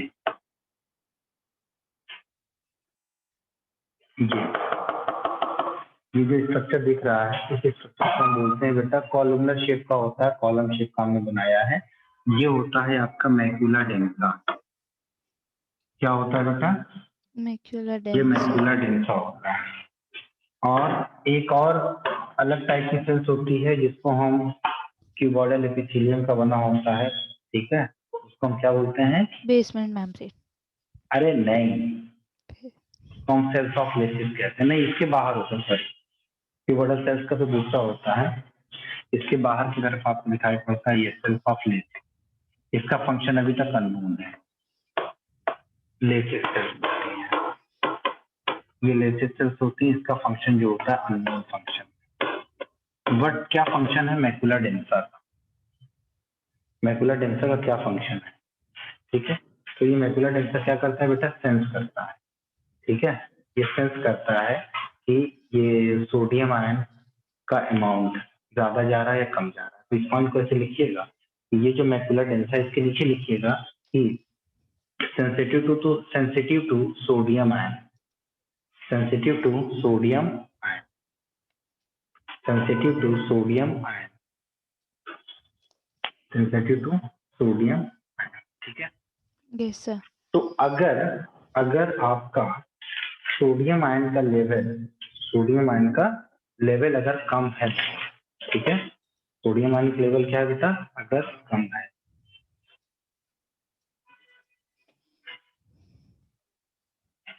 अगर सोडियम आयन का लेवल अगर कम है तब ये मैक्यूला डेंसा क्या करता है, एक्टिवेट हो जाता है। मतलब कहाँ पर कम है, ब्लड में कम है ना, क्यों, ब्लड में कम है तभी एक्टिवेट हो जाएगा। जैसे ही एक्टिवेट होगा तो इसमें स्पेशल टाइप की सेल्स होती है यहाँ पर, इनको हम बोलते हैं बेटा जेजी सेल। क्या होती है, जेजी सेल्स। और ये जो जेजी सेल्स होती हैं दो टाइप के हार्मोन का सिक्रेशन करती हैं, एक तो होता है इसका रेनिन हार्मोन और दूसरा होता है आपका एरिथ्रोपोएटिन। एरिथ्रोपोएटिन क्या करता है, हाइपॉक्सियल कंडीशन में आरबीसी की सिंथेसिस करवाता है। और रेनिन क्या होता है बेटा, रेनिन जो होता है ये रास मैकेनिज्म को ऑपरेट करता है। इस मैकेनिज्म को ऑपरेट करवाएगा, रास मैकेनिज्म को ऑपरेट करवाएगा। अब हम लेकर के चलते हैं कि क्या होता है आपका रास मैकेनिज्म। सर आप ये पहले भी करा चुके हैं ना? मैं बोला हाँ करवा चुके हैं, आप लोगों को होमवर्क भी दिया था, लेकिन बस कुछ बच्चे कह रहे हैं कि आपने पढ़ाया ही नहीं। फिर भी हम कह रहे हैं हम पढ़ाएंगे।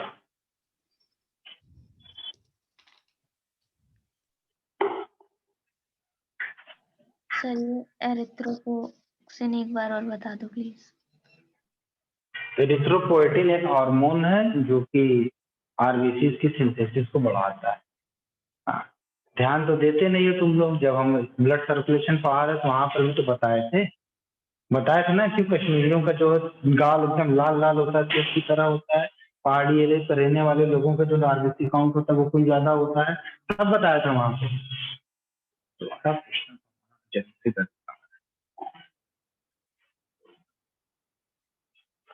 रास मैकेनिज्म देखिए, कौन सा मैकेनिज्म, रास, इसको हम बोलते हैं बेटा रेनिन एंजियोटेंसिन एल्डोस्टेरोन सिस्टम। जब सोडियम आयन डेफिसिट कम होगा तो उस वक्त आपके ये जो लीवर है, लीवर से एक सब्सटेंस का सिक्रेशन होता है जिसको हम क्या बोलते हैं, बता भाई जल्दी से। एंजियोटेंसिनोजन। एंजियोटेंसिनोजन निकलता है, ठीक है। क्या निकलता है यहाँ से? एंजियोटेंसिनोजन निकलता है। अब इस एंजियोटेंसिनोजन पर आकर के काम करेगा हमारा क्या? हमारा रेनिन। हमारा रेनिन। रेनिन कहाँ से आ रहा है? जस्टा ग्लोमेरुलर एपरेटस से आ रहा है। ये रेनिन एंजियोटेंसिनोजन को कन्वर्ट कर देगा किसमें? एंजियोटेंसिन 1। Angiotensin first. ये 10 पेप्टाइड चेन में डेका पेप्टाइड होता है, ठीक है। ये डेका पेप्टाइड तो उसको जानने की जरूरत नहीं है। फिर ये एंजियोटेंसिन फर्स्ट कन्वर्ट होता है किसमें बेटा? एंजियोटेंसिन 2। एंजियोटेंसिन 2 में कन्वर्ट होता है। और ये जो कन्वर्जन होता है किसकी वजह से होता है? एंजियोटेंसिन एंजियोटेंसिन कन्वर्टिंग एंजाइम जो कहाँ लंग्स से से आता आता है? है। ये आता है आपके लंग।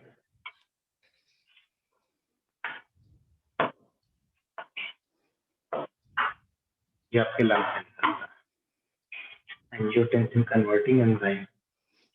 अब ये एंजियोटेंसिन सेकेंड जो है ये जाकर के काम करेगा किसके ऊपर बताइए? ये काम करेगा ग्लैंड के एड्रिनल कॉर्टेक्स के ऊपर। और ये एड्रिनल कॉर्टेक्स का जो मिनरलोकॉर्टिकॉइड है वो स्टिमुलेट हो जाएगा। और स्पेशली कौन सा हार्मोन निकलेगा बेटा? एल्डोस्टेरॉन। एल्डोस्टेरॉन। ये जो एल्डोस्टेरॉन है इसका नाम ही है, इस हार्मोन का कॉमन नाम ही है सॉल्ट रिटेनिंग हार्मोन। मतलब ये सॉल्ट को क्या करता है? रिटेन करेगा, रोकेगा। तो ये आपका है सॉल्ट रिटेनिंग हार्मोन, ठीक। तो ये सॉल्ट रिटेनिंग हार्मोन जो है एल्डोस्टेरॉन जा करके बेटा किसके ऊपर एक्ट करेगा? ये एक्ट करेगा आपके एक्ट ऑन कहाँ पर? अब कोई बोलेगा नहीं, act on distal convolutive tubule, mainly distal convolutive tubule. And थोड़ा सा असर करता है इस पर, इसके ऊपर कलेक्टिंग डक्ट के ऊपर, बट हम उसको कंसीडर नहीं करेंगे। इसके ऊपर एक्ट किया बेटा, डीसीटी के ऊपर ये एक्ट किया। तो वहां से सोडियम का एब्जॉर्प्शन रेट क्या हुआ बेटा? बढ़ गया।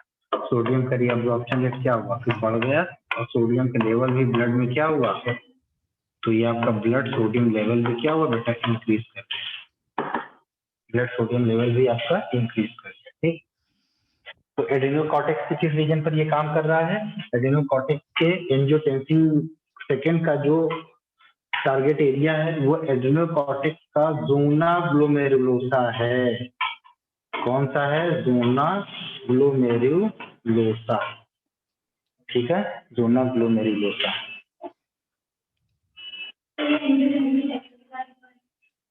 क्या है? एंजियोटेंसिन सेकेंड जाकर के एड्रिनल कॉर्टेक्स के ज़ोना ग्लोमेरुलोसा पर काम करेगा। ज़ोना ग्लोमेरुलोसा क्या निकालेगा? एल्डोस्टेरॉन निकालेगा। एल्डोस्टेरॉन जाकर के डिस्टल कन्वोल्यूटिव ट्यूब्यूल के ऊपर एक्ट करेगा, जहाँ से सोडियम का रीअब्जॉर्प्शन बढ़ जाएगा। जब सोडियम का रीअब्जॉर्प्शन बढ़ेगा तो ब्लड का जो सोडियम लेवल कम था वो फिर से क्या हुआ? नॉर्मल हो गया, बढ़ गया, ठीक है। तो दिस इज द रास मैकेनिज्म। इसमें आप सर देखें आपने तो हार्ट में एड्रिनल ग्लैंड की जगह हार्ट लगाया था, कार्डियोवास्कुलर सिस्टम। हार्ट में जो हार्ट का मैंने बताया था ना बेटा, वो बताया था हमने एएनएफ के बारे में, ठीक है। एट्रियल नेट्री यूरेटिक फैक्टर जो होता है वहां पर मैंने गलत नहीं बताया था। हार्ट जो लगाया था वो हार्ट में क्या था कि वहां से एक फैक्टर निकलता है एएनएफ, एट्रियल नेट्री यूरेटिक फैक्टर, जो कि रास को क्या करता है? अपोज करता है।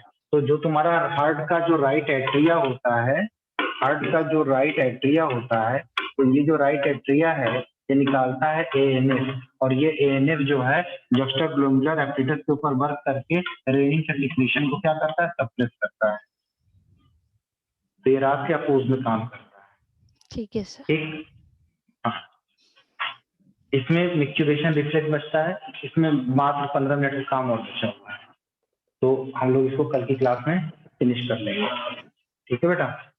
चलते ओके हैं, sir, bye. Bye sir. Thank you.